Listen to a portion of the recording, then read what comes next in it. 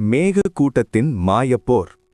வானில் மிதக்கும் மேகங்களை உடலுக்குள் அடக்கி அதையே ஆயுதமாக மாற்றும் வித்தையில் ஃப்ளையிங் கிளவுட் பிரிவினர் கை தேர்ந்தவர்கள். அந்த போர்க்களம் இப்போது அடர்ந்த மூடுபனியால் சூழப்பட்டிருந்தது. அந்த பனிக்குள் சிக்கிக்கொண்ட எதிரிகள் திசை தெரியாமல் தடுமாறுவதோடு அவர்களின் ஆன்மீக ஆற்றலும் வேகமாக வடியத் தொடங்கும்.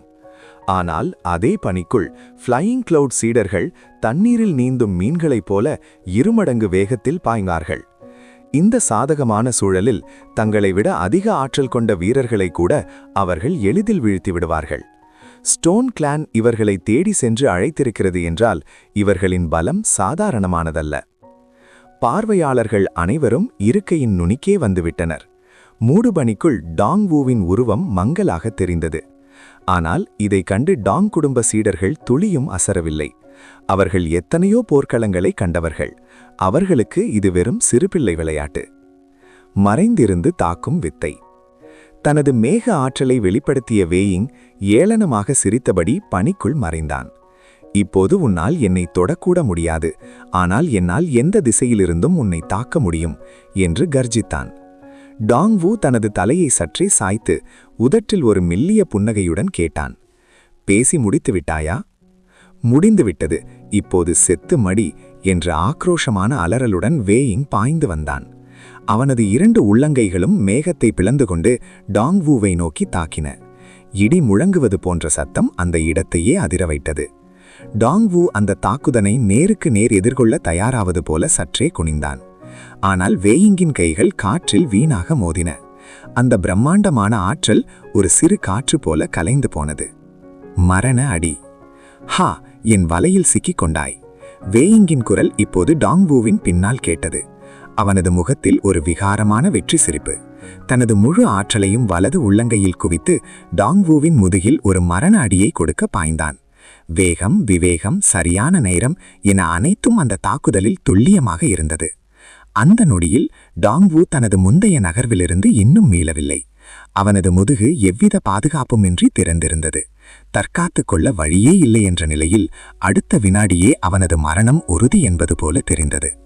கூட்டத்தினர் அதிர்ச்சியில் உறைந்தனர். நம்பவே முடியவில்லையே, வேயிங்கின் தாக்குதல் எவ்வளவு துல்லியமாக இருக்கிறது என்று வியப்பில் கூச்சலிட்டனர். ஃப்ளையிங் கிளவுட் பிரிவில் வேயிங் ஒரு சாதாரண வீரனாக இருக்கலாம், ஆனால் வெளியே அவன் ஒரு மாபெரும் சக்தி. அந்த சிறுவன் முடிந்து போனான். தன் உயிரை கொடுத்தே இந்த பாடத்தை கற்கப் போகிறான் என்று கூட்டத்தில் இருந்தவர்கள் பேசிக்கொண்டனர். அந்த நொடியில் வேயிங்கின் உள்ளங்கை டாங் வூவின் முதுகில் பலமாக மோதியது. தனது முழு உள் ஆற்றலையும் ஒரே அடியாக இறக்கினான் வேயிங். உயர்குடி பிரிவின் சீடர்கள் ஒருமுறை வாய்ப்பு கிடைத்தால் எதிரியை உயிரோடு விடமாட்டார்கள். அங்கே கருணைக்கு இடமே இல்லை. பூம்! ஒரு மிகப்பெரிய வெடிப்புச் சத்தம். அந்த அதிர்வில் சுற்றியிருந்த மேகக்கூட்டங்களும் மூடுபனியும் சிதறி ஓடின. என்ன இது? வேயிங்கின் கண்கள் அதிர்ச்சியில் விரிந்தன. அவன் கைப்பட்டது டாங் வூவின் முதுகில்தான். ஆனால் ஏதோ வெறும் காற்றை தாக்கியது போன்ற உணர்வு. அவன் குழம்பி போய் நின்றிருக்க அவன் கண் முன்னாலேயே டாங் வூவின் உடல் மெல்ல மெல்ல மங்கத் தொடங்கி மறைந்தது. அது ஒரு நிழல் பிம்பம், அசைய முடியாத மரணப்பிடி. அபாயத்தை உணர்ந்த வேயிங் உடனடியாக பின்னோக்கி குதிக்க முயன்றான். ஆனால் அவனது கால்கள் தரையோடு வேரூன்றி போனது போல கல்லாய் நின்றன. அவனால் ஒரு அங்குலம் கூட நகர முடியவில்லை. திகிலுடன் கீழே குனிந்து பார்த்த வேயிங்கின் முகம் மரண பயத்தில் சுருங்கியது. அவனது நிழல் திடீரென வீங்கி உருமாறி டாங் வூவின் உண்மையான உருவமாக மாறியது. வேயிங் அப்படியே உறைந்து போய் நின்றான். அவனால் ஒரு விரலை கூட அசைய முடியவில்லை.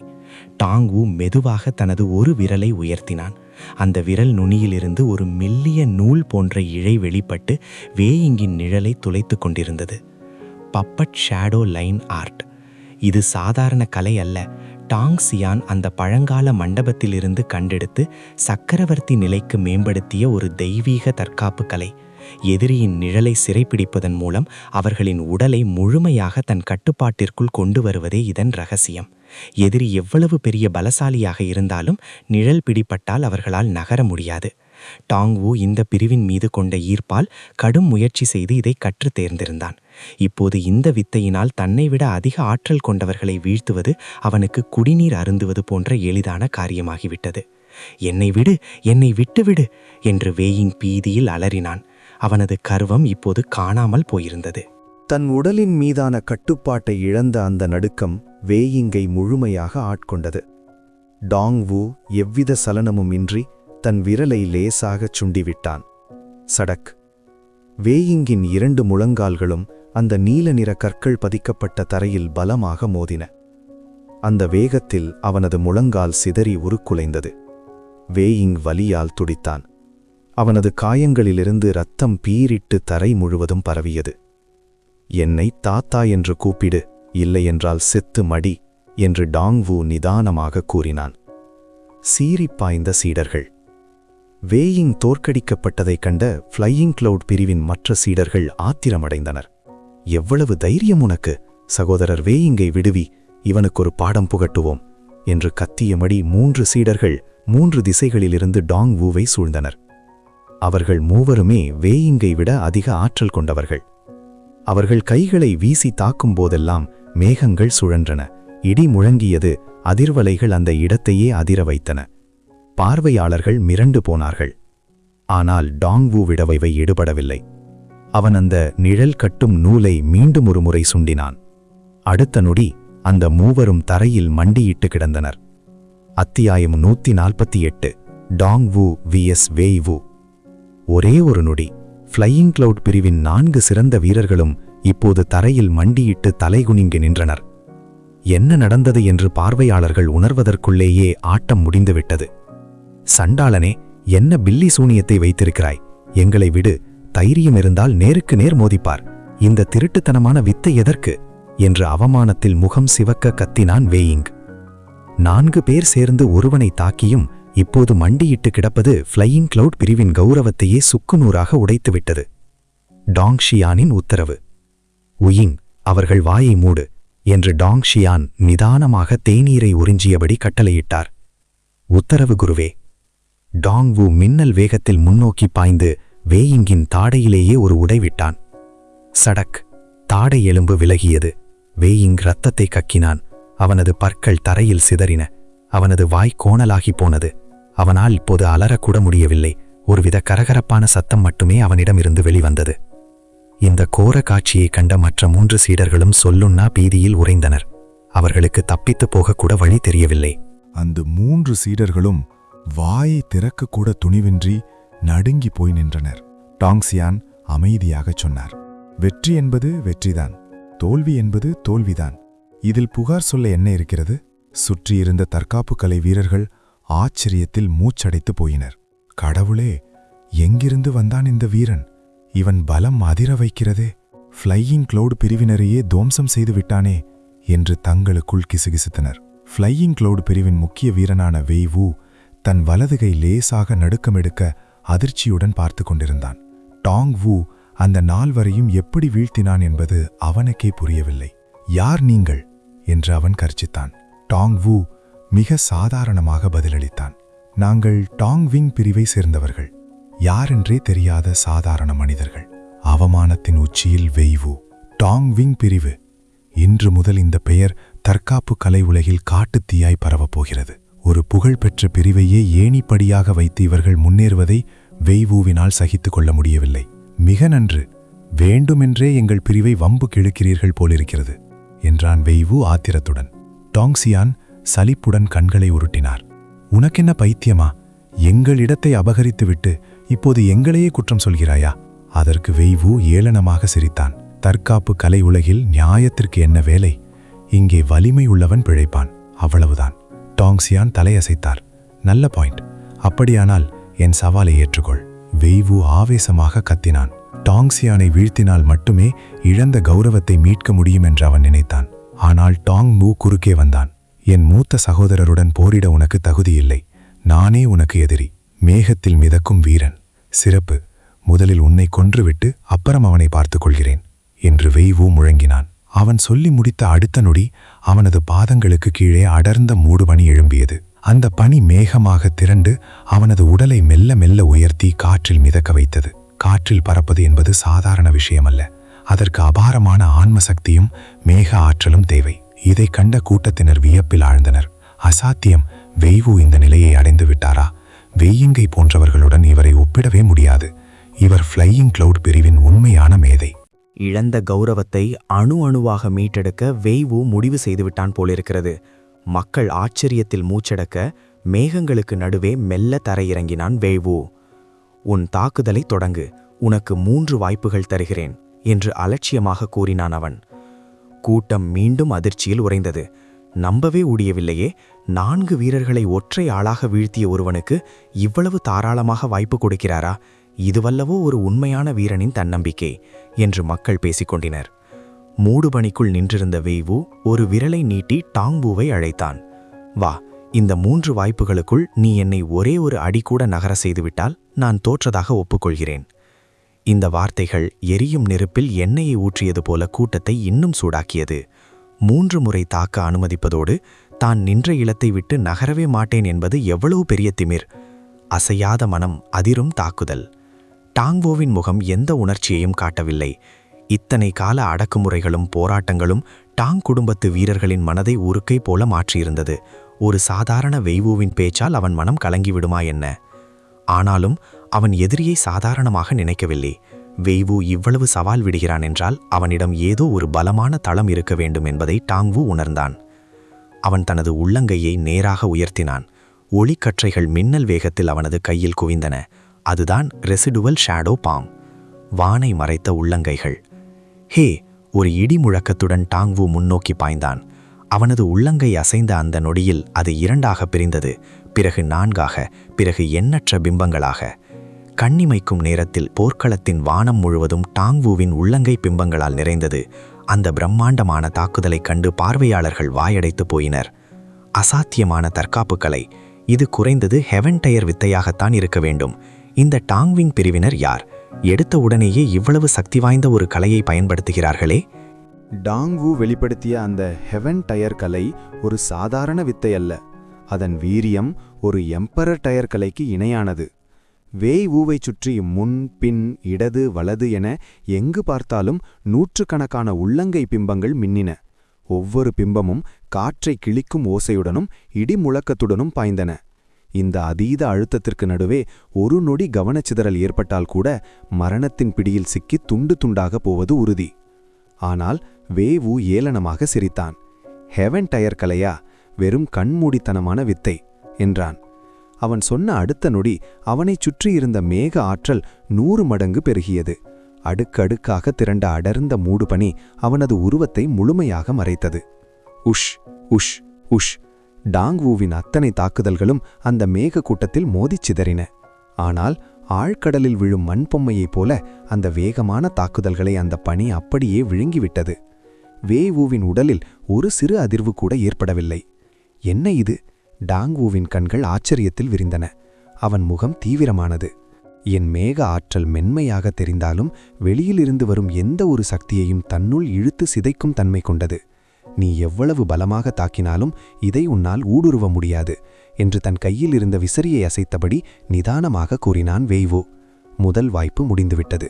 உனக்கு இன்னும் 2 வாய்ப்புகளே உள்ளன. முதல் முயற்சி தோல்வியடைந்தாலும் டாங்வு சற்றும் தடுமாறவில்லை. உடனடியாக தனது அடுத்த இரகசிய வித்தையை வெளிப்படுத்தினான். அவனது உடலிலிருந்து ஒரு மர்மமான ஆற்றல் கசியத் தொடங்கியது. அந்த பிரதேசம் முழுவதையும் கார் மேகங்கள் சூழ்ந்தது போன்ற ஒரு உணர்வு ஏற்பட்டது. அதே சமயம் டாங்வுவின் உடல் மெல்ல மெல்ல ஒளி ஊடுருவும் கண்ணாடி போல மாறத் தொடங்கியது. இதை கண்ட டாங்ஷியான் லேசாக தலையசைத்தார். அதற்குள்ளேயே உயிங் டாவோ உடலை பயன்படுத்த தொடங்கிவிட்டானா? அவனுக்கு இன்னும் அனுபவம் தேவைப்படுகிறது போலிருக்கிறது என்று முணுமுணுத்தார். இந்த வித்தையினால் டாங்வுவுக்கு நிழல்களை தன் விருப்பப்படி கையாளும் அபார சக்தி கிடைத்தது. அவன் மெதுவாக தன் கையை உயர்த்தினான். அங்கே ஒரு கத்தி போன்ற ஒளிப்பிழம்பு உருவானது. உயிங் பிளேடு என்று கத்தியபடி அவன் தன் வலது கையை ஓங்கி கீழ் நோக்கி வெட்டினான். ஆனால் இங்கே ஒரு பெரிய குழப்பம் நிலவியது. வேய்வு இருக்கும் இடத்திற்கும் டாங்வு தாக்குதலை நிகழ்த்திய இடத்திற்கும் இடையில் நிறைய தூரம் இருந்தது. யாருமே இல்லாத அந்த வெற்றிடத்தை நோக்கி அவன் ஏன் தாக்கினான்? அந்த தாக்குதல் யாரை குறிவைத்தது என்பது அங்கிருந்த யாருக்குமே புரியவில்லை. அவன் எங்கே தாக்குகிறான் என்று மக்கள் திகைத்து நின்ற அந்த நொடியில் மேகக்கூட்டங்களுக்குள் இருந்து ஒரு ஒளிக்கீற்று மின்னலென பாய்ந்தது. வெய்வுவின் கண்கள் அதிர்ச்சியில் சுருங்கின. தனது மார்புக்கு நேரே ஒரு கண்ணுக்கு தெரியாத வாள்முனை உருவாவதை அவன் உணர்ந்தான். இதுதான் அத்தியாயம் 149. உன்னை வீழ்த்த ஒரே ஒரு நகர்வு. டாங்வுவின் அந்த ஊயிங் தாச்சி தாக்குதல் வெய்வூவின் அசைக்க முடியாத மேக கவசத்தை அப்படியே அலட்சியம் செய்துவிட்டு அவனது நிஜ உருவத்தை நேரடியாக தாக்கியது. எதிர்பாராத இந்த தாக்குதலால் வெய்வூவின் மார்பில் பலமான அடி விழுந்தது. சுற்றியிருந்த தற்காப்பு கலை வீரர்கள் பெரும் கூச்சலிட்டனர். பார்த்தீர்களா, வெய்வூ தாக்கப்பட்டு விட்டார். இது எப்படி சாத்தியம்? அந்த மேக கவசம் அவரை பாதுகாக்கவில்லையா? அப்போது பலம் வாய்ந்த வீரன் ஒருவன் கத்தினான்.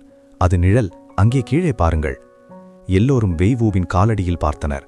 அங்கே அவனது நிழல் சற்றே நெழிந்து கொண்டிருந்தது. அந்த நிழலுக்குள் ஒரு வாளின் பிம்பம் மங்கலாக தெரிந்தது. தடுக்க முடியாத ஈட்டியும் தகர்க்க முடியாத கேடயமும். விஷயம் இப்போது புரிந்தது. டாங்பூ தனது நிழல் வித்தையை பயன்படுத்தி மேக கவசத்தை தொடாமலேயே அதன் பாதுகாப்பை தாண்டிச் சென்று தாக்கியிருக்கிறான். வெய்வூவின் மேக கவசம் யாராலும் ஊடுருவ முடியாத கேடயம் என்றால் டாங்பூவின் நிழல் வித்தை எதையும் துளைக்கும் ஈட்டி. இறுதியில் அந்த ஈட்டியே வென்றது. டாங்பூ மெதுவாக தன் கையை திரும்ப பெற்றான். அந்த வெட்டு எப்படி இருந்தது என்று கேட்டான். வெய்வூ குனிந்து பார்த்தான். அவனது மார்பில் இருந்த மேக கவசம் மெல்ல கலைந்தது. கடைசி நொடியில் அவன் தனது பண்டைய மேக ஆற்றலை அங்கே குவித்து அந்த மரண அடியை தடுத்திருந்தான். நூலிழையில் அவன் உயிர் தப்பினான். மோசமில்லை, ஆனால் இன்னும் கொஞ்சம் பலம் தேவை என்று வெய்வூ நிதானமாக சொன்னான். உனக்கின்னும் ஒரே ஒரு வாய்ப்பு மிச்சம் இருக்கிறது. டாங்பூ தன் கண்களை சுருக்கினான். வெய்வூ உண்மையிலேயே பலசாலிதான். தனது டாவோ பாடி மற்றும் சிறந்த கலைகளை பயன்படுத்தியும் அந்த மனிதனை ஒரு அடி கூட நகர செய்ய முடியவில்லையே என்று அவன் யோசித்தான். வெய்வூவை எதிர்கொள்வது அவ்வளவு எளிதல்ல என்பதை அவன் உணர்ந்தான். மூன்றாவது வாய்ப்பும் அந்த மென்மையான குரலும். அங்கிருந்த பார்வையாளர்கள் தங்களுக்குள் கணக்கு போட்டு பார்த்தனர். வெய்வூ போன்ற ஒரு வீரனை தங்களால் இவ்வளவு கூட நெருங்கி இருக்க முடியாது என்று அவர்கள் வியந்தனர். டாங்வூ தனது மூன்றாவது அதிரடிக்கு தயாரானபோது பின்னாலிருந்து ஒரு மென்மையான குரல் கேட்டது. ஊயிங், அந்த மூன்றாவது வாய்ப்பை நான் கையாள்கிறேன். அந்த குரலை கேட்டதும் டாங்வூ அப்படியே நின்றான். டாங்வூ உடனடியாக தன் தாக்குதலை நிறுத்திவிட்டு மரியாதையுடன் தலைவணங்கி ஒதுங்கி நின்றான். தாங் ஷியான் தனது கைகளை முதுகிற்கு பின்னால் கட்டிக்கொண்டு மெல்ல முன்வந்தார். என்ன, தம்பி தோற்கப் போகிறான் என்றதும் அண்ணன் வந்துவிட்டானா என்று வெய்வூ ஏளனமாக சிரித்தான். யார் வந்தாலும் எனக்கு ஒன்றுதான். தாங் ஷியான் புன்னகைத்தார். நீ தவறாக புரிந்து கொண்டாய். நேரமாகிக் கொண்டே போகிறது. இப்படியே சண்டையிட்டுக் கொண்டிருந்தால் இரவு உணவிற்கு தாமதமாகிவிடும். அதனால் உன்னை ஒரே ஒரு நொடியில் ஒரே அடியில் வீழ்த்தப் போகிறேன். என்ன, என்னை ஒரே அடியில் வீழ்த்துவாயா? வெய்வூவின் கண்கள் அதிர்ச்சியில் சுருங்கின. சாதாரண வீரர்கள் அவனை தொடுவதற்கு கூட தகுதியில்லாத போது இவன் ஒரே அடியில் வீழ்த்துவேன் என்று சொல்வது அவனுக்கு கற்பனை செய்ய முடியாத கர்வமாக தெரிந்தது. தலைகீழாக சாப்பிடும் சவால். சுற்றியிருந்த பார்வையாளர்கள் மீண்டும் கூச்சலிடத் தொடங்கின. அப்பாடா, இவன் அவனை விட பெரிய ஆளாக இருக்கிறான் போலிருக்கிறது. இவ்வளவு திமிரா என்று ஒருவர் ஆச்சரியப்பட்டார். இன்னொருவர் சவால் விட்டார். இவன் மட்டும் நிஜமாகவே வெய்வூவை ஒரே அடியில் வீழ்த்திவிட்டால் இன்று முதல் நான் தலைகீழாகத்தான் உணவு உண்பேன். நிஜமாகவா சொல்கிறாய்? சொன்ன பேச்சை மாற்றாதே என்று மற்றவர்கள் சிரித்தனர். ஏனெனில் வெய்வூவை ஒரே ஒரு அடி நகர செய்வதை எவ்வளவு கடினம் என்பதை அனைவரும் கண்ணார கண்டிருந்தனர். அப்படி இருக்கையில் தாங் ஷியான் எப்படி வீழ்த்த முடியும்? அது வெய்வூவைச்சே தெரியாத புதிராக இருந்தது. இரும்பு கோட்டை போன்ற தற்காப்பு. ஒரே ஒரு அடியா? இது கொஞ்சம் அதிகமில்லையா என்று கேட்டான் வெய்வூ. தாங் ஷியான் புன்னகையுடன், இல்லை, உன் உயிரை பறிக்க அதுவே தாராளம் என்றார். ஆத்திரமடைந்த வெய்வூ தனது முழு மேக ஆற்றலையும் வெளிப்படுத்தினான். அவனது உடலை சுற்றி அடுக்கடுக்காக பல பாதுகாப்பு வளையங்கள் உருவாகின. இதில் ஒரு அடுக்கை தகர்ப்பதே பெரிய வீரர்களுக்கு கடினம். கூடுதல் பாதுகாப்பிற்காக அவன் தனது தலைக்கு மேலேயும் பாதங்களுக்கு கீழேயும் 8 அடுக்கு மேக கவசங்களை உருவாக்கினான். இப்போது அவன் ஒரு அசைக்க முடியாத இரும்பு கோட்டை போல நின்றான். நூற்றுக்கணக்கான வீரர்கள் ஒரே நேரத்தில் தாக்கினாலும் அவனது மேக கவசத்தின் ஒரு சிறு பகுதியை கூட சிதைக்க முடியாது. அந்த அளவிற்கு அவன் நம்பிக்கையுடன் இருந்தான். தாங் ஷியான் மெல்ல கேட்டார், தயாராகிவிட்டாயா? வெய்வூவின் முகம் அவமானத்தில் சிவந்தது. தாங் ஷியான் பேசுவதை பார்த்தால் ஏதோ அவனுக்கு தயாராக தாராளமாக நேரம் ஒதுக்கி தந்தது போல தெரிந்தது. இதைவிட பெரிய அவமானம் வெய்வூவிற்கு இருக்க முடியாது.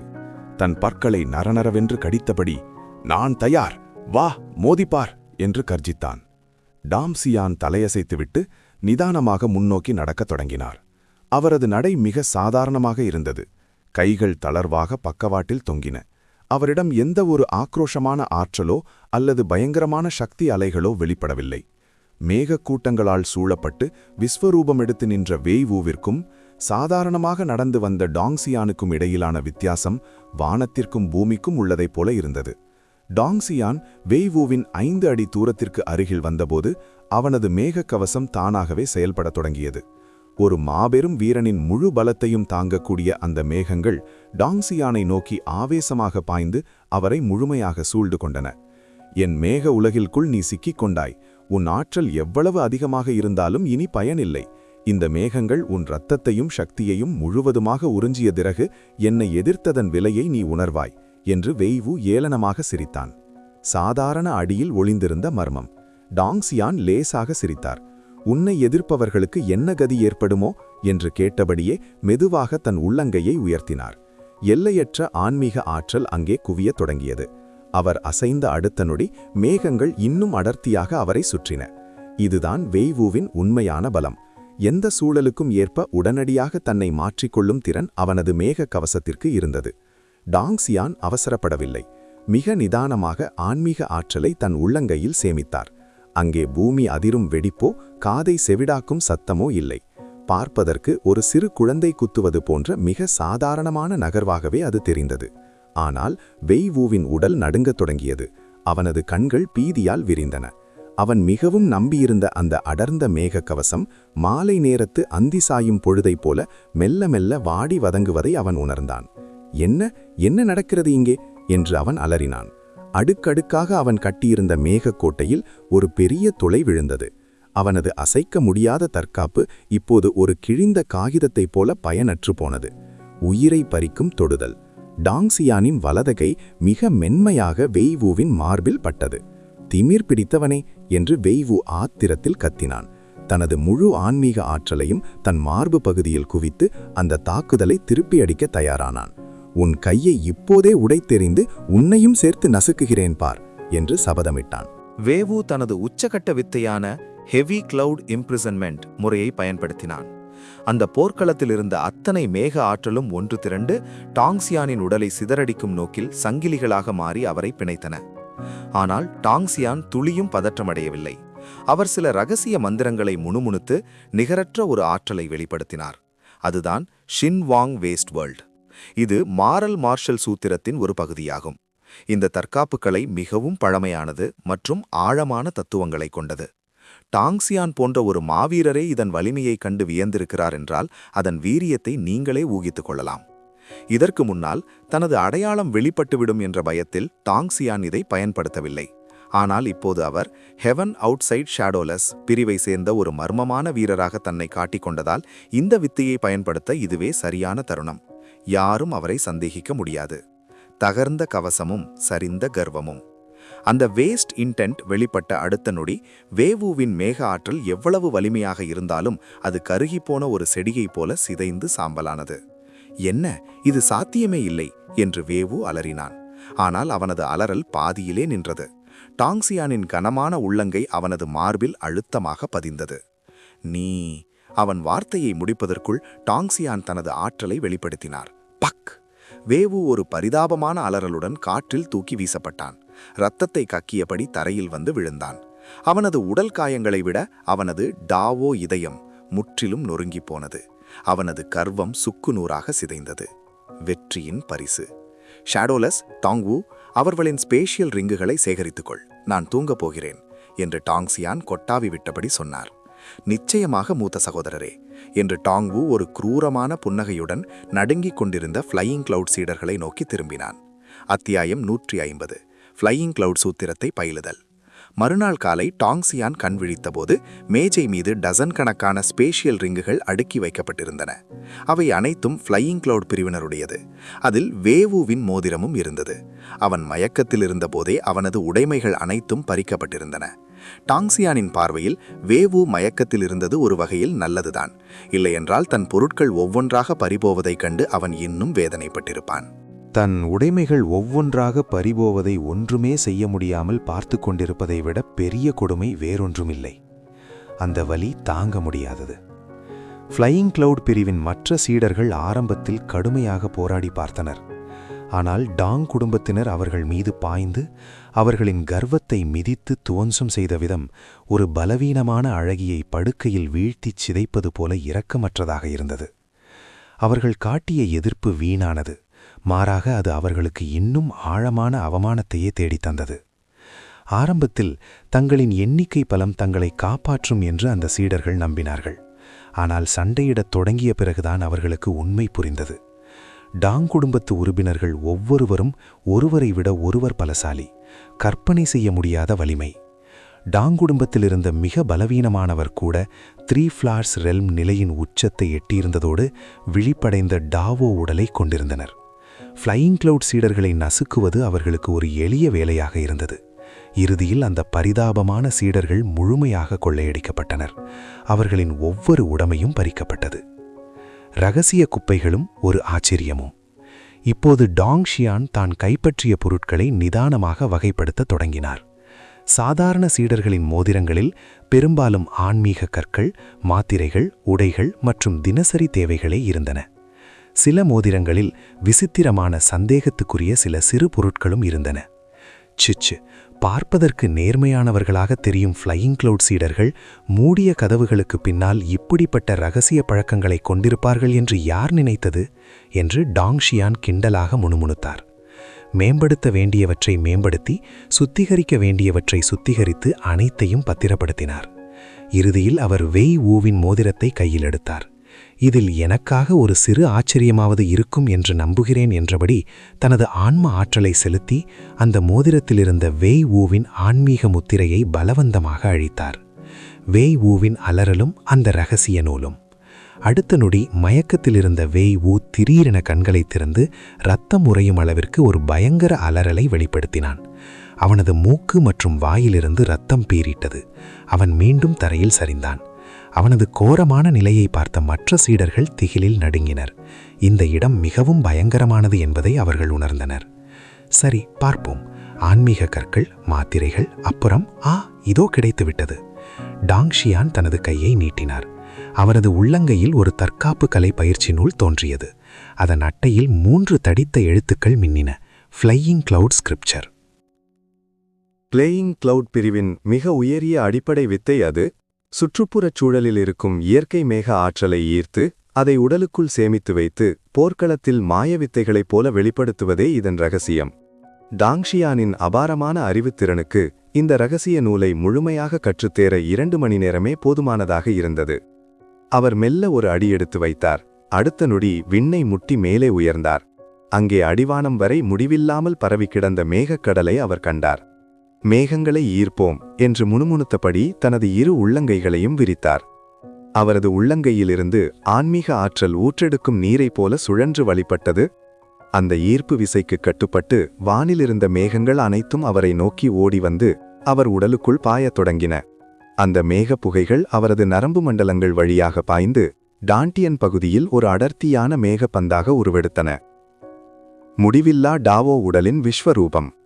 அந்த மேகக்கூட்டம் மேலும் மேலும் சுருங்கி வலுப்பெற்றது. டாங் ஷியான் தனது இன்ஃபினிட் டாவோ உடலை செயல்படுத்தினார். அவரது முதுகிற்கு பின்னால் ஒரு பிரம்மாண்டமான விண்மீன் மண்டலம் போன்ற பிம்பம் வெடித்து தோன்றியது. வானத்திலிருந்த அத்தனை மேக ஆற்றலும் அந்த மண்டலத்திற்குள் உறிஞ்சப்பட்டன.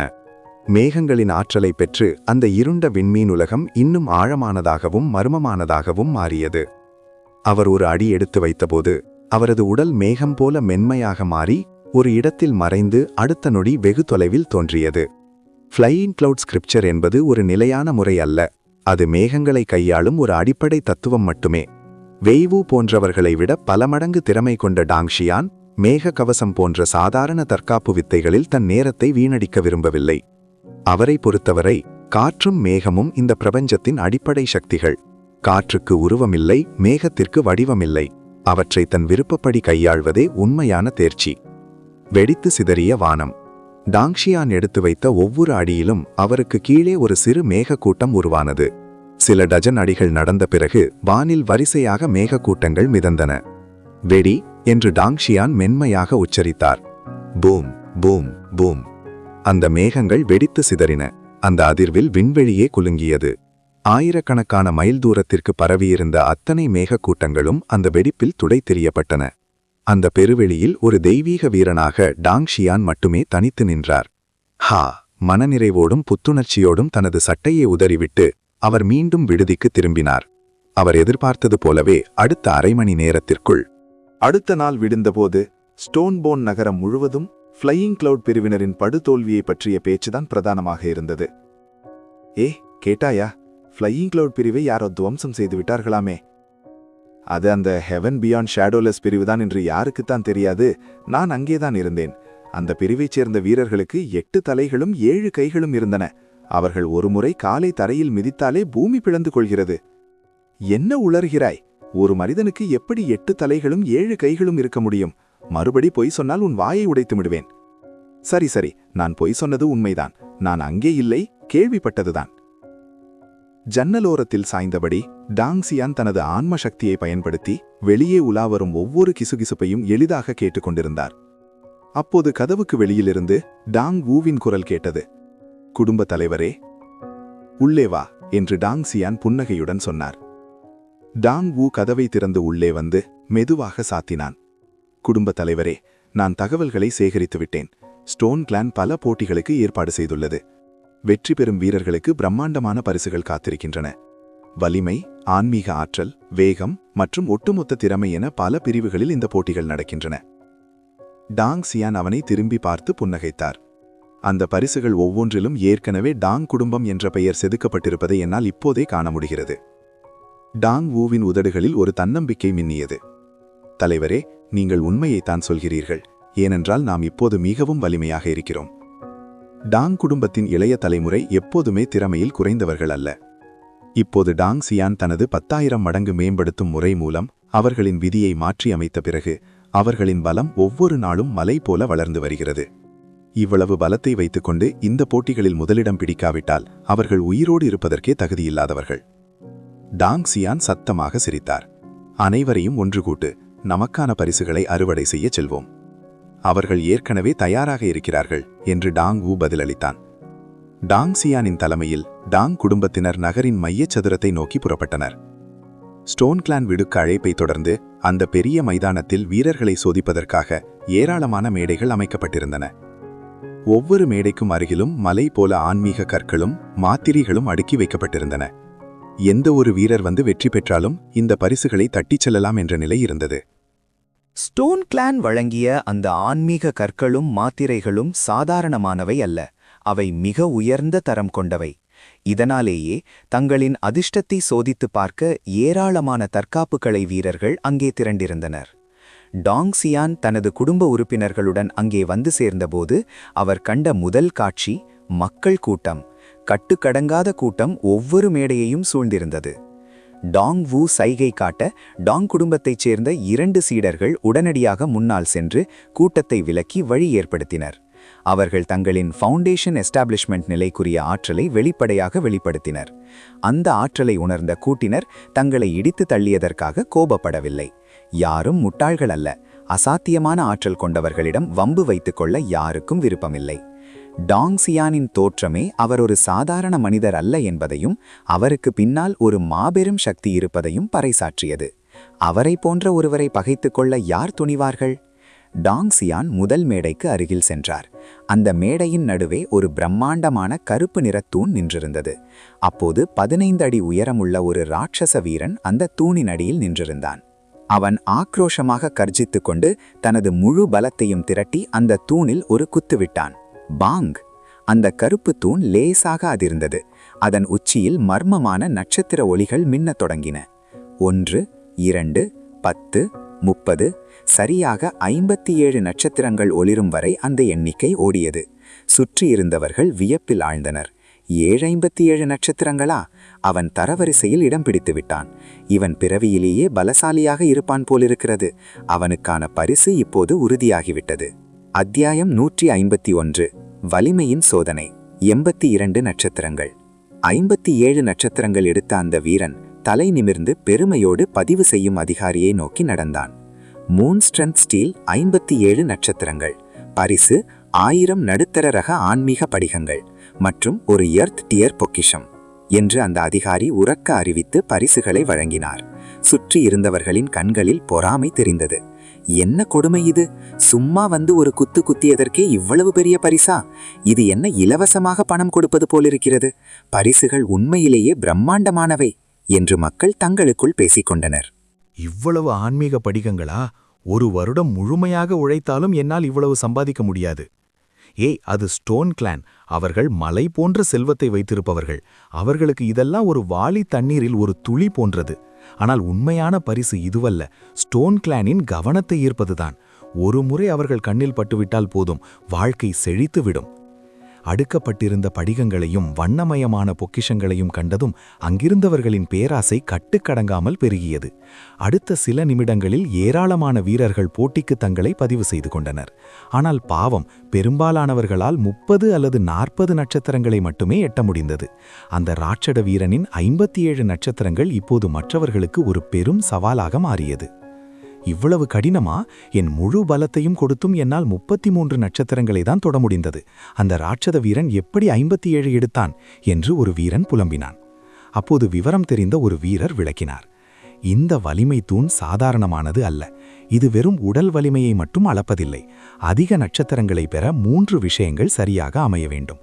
உங்கள் சாகுபடி நிலை, உங்கள் உடலின் உறுதி மற்றும் உங்கள் டாவோ உடல் வழங்கும் கூடுதல் பலம். இவை 3ம் இணைந்தால்தான் அதிக மதிப்பெண் பெற முடியும். அவர் தொடர்ந்தார். அந்த வீரனை சாதாரணமாக நினைக்காதீர்கள். அவனிடம் 10-fold பியர் ஸ்ட்ரென்த் கொண்ட டாவோ உடல் உள்ளது. அது மட்டுமல்ல, அவன் வடக்கு பாலைவனத்தில் பெயர் பெற்ற ஒரு கொடூரமான வீரன். பலமுறை எதிரிகளிடம் சிக்கியும் உயிர் பிழைத்து வந்திருக்கிறான் என்றால் அது வெறும் அதிர்ஷ்டமல்ல. இதை கேட்டதும் கூட்டத்தினர் அந்த தூணை பார்க்கும் விதமே மாறியது. டாங் குடும்ப குழுவில் இருந்த டாங் வு மிகுந்த ஆர்வத்துடன் இருந்தான். தலைவரே, நானும் ஒரு கை பார்க்கட்டுமா என்று கேட்டான். டாங் சியான் புன்னகையுடன் தலையசைத்தார். தாராளமாக போய் பார். டாங் வு மேடையை நோக்கி ஓரடி எடுத்து வைத்தபோது திடீரென கூட்டம் 2ஆக பிரிந்தது. ஒரு புதிய குழு அங்கே நுழைந்தது. அந்த குழுவின் தலைமையில் வந்த மனிதனின் ஆற்றல் ஒரு மாபெரும் கடலை போல சீறி பாய்ந்தது. அவனை சுற்றியிருந்த காற்று அவனது அதிகாரத்தை கண்டு நடுங்குவது போல தெரிந்தது. அவன் வெளிப்படுத்திய அந்த அபாரமான உயிராற்றலை கண்டு கூட்டமே ஸ்தம்பித்தது. என்ன, வடக்கு பகுதியை சேர்ந்த டிவைன் ஸ்ட்ரென்த் பிரிவினரா? அவர்களும் இங்கே வந்துவிட்டார்களா? கேள்விப்பட்டிருக்கிறேன். பிறவியிலேயே டாவோ உடல் இல்லாதவர்களுக்கு கூட தங்களின் பாரம்பரியமான புனித கல்லின் மூலம் அந்த ஆற்றலை வழங்கும் சக்தி அவர்களிடம் உண்டாம். வலிமைக்கு மறுபெயரே அவர்கள்தான். அந்த பிரிவே மாபெரும் பலசாலிகளின் இருப்பிடம் என்று சொல்வார்கள். டிவைன் ஸ்ட்ரென்த் பிரிவினர் அந்த வலிமை தூணின் முன்னே வந்து நின்றனர்.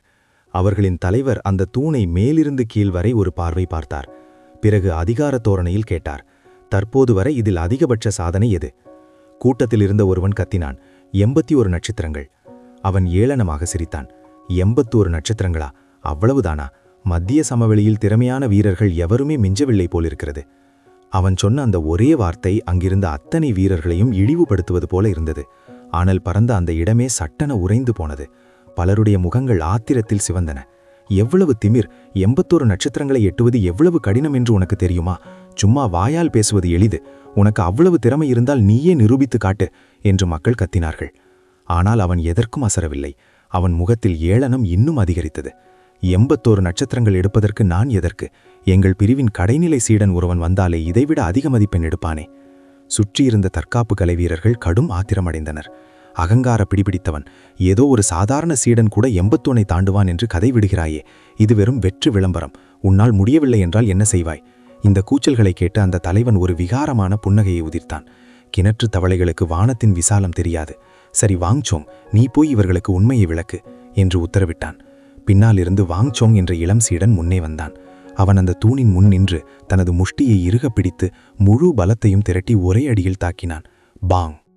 அடுத்த நொடி அந்த நட்சத்திர ஒளிகள் காட்டுத்தீயை போல அதிவேகமாக எரியத் தொடங்கின.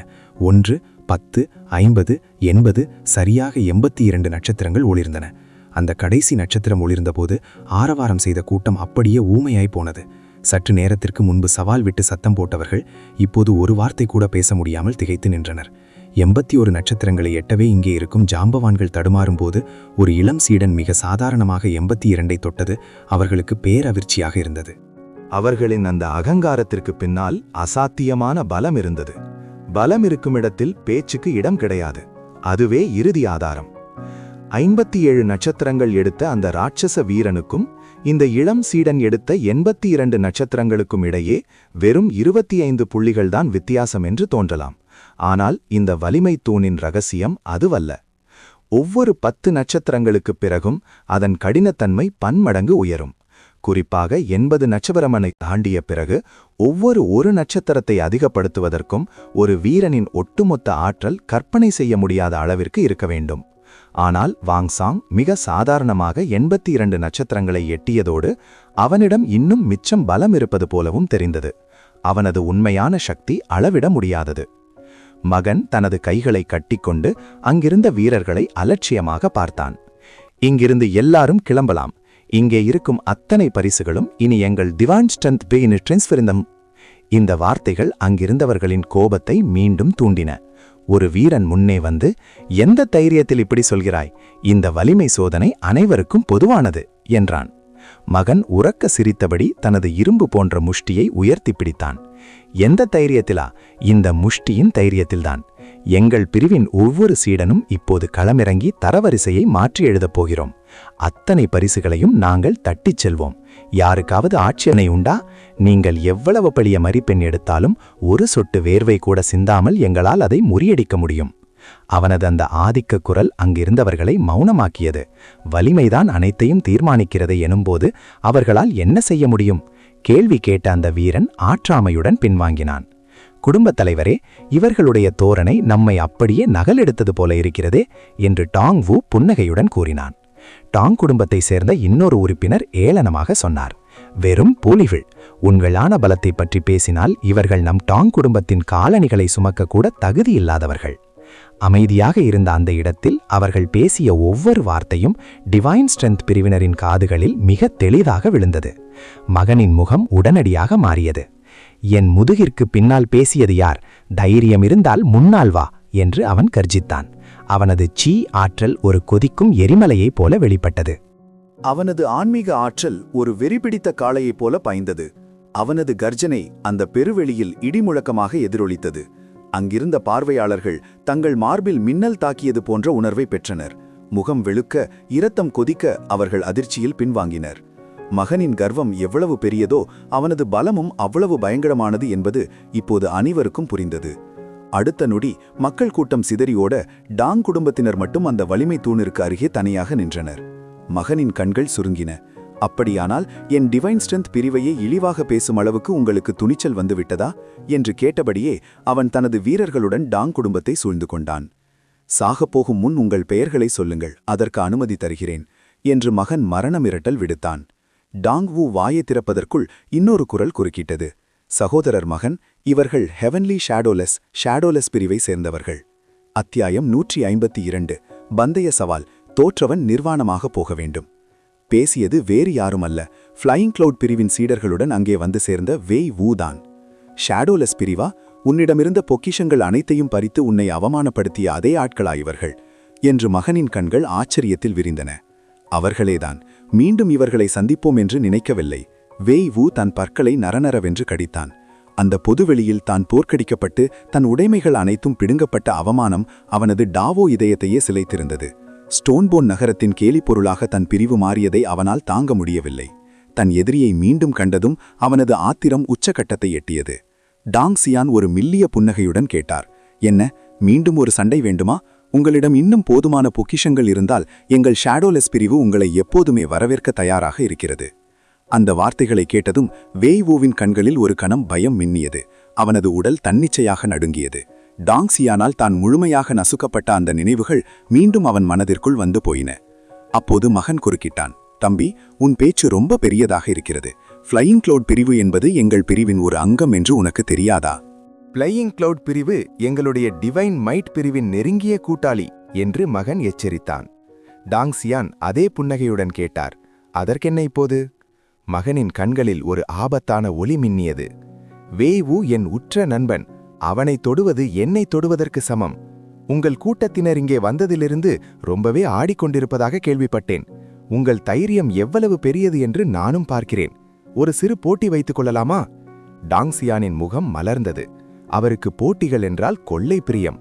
ஏனென்றால் போட்டிகள் இருந்தால்தான் அங்கே பந்தய பொருட்கள் இருக்கும். அதாவது மலை போல ஆன்மீக படிகங்களும் பொக்கிஷங்களும் கிடைக்கும். போட்டி சரி, எப்படி மோதலாம் என்று சொல்கிறாய்? மகனின் கண்களில் ஒரு தந்திரமான மின்னல் வெட்டியது.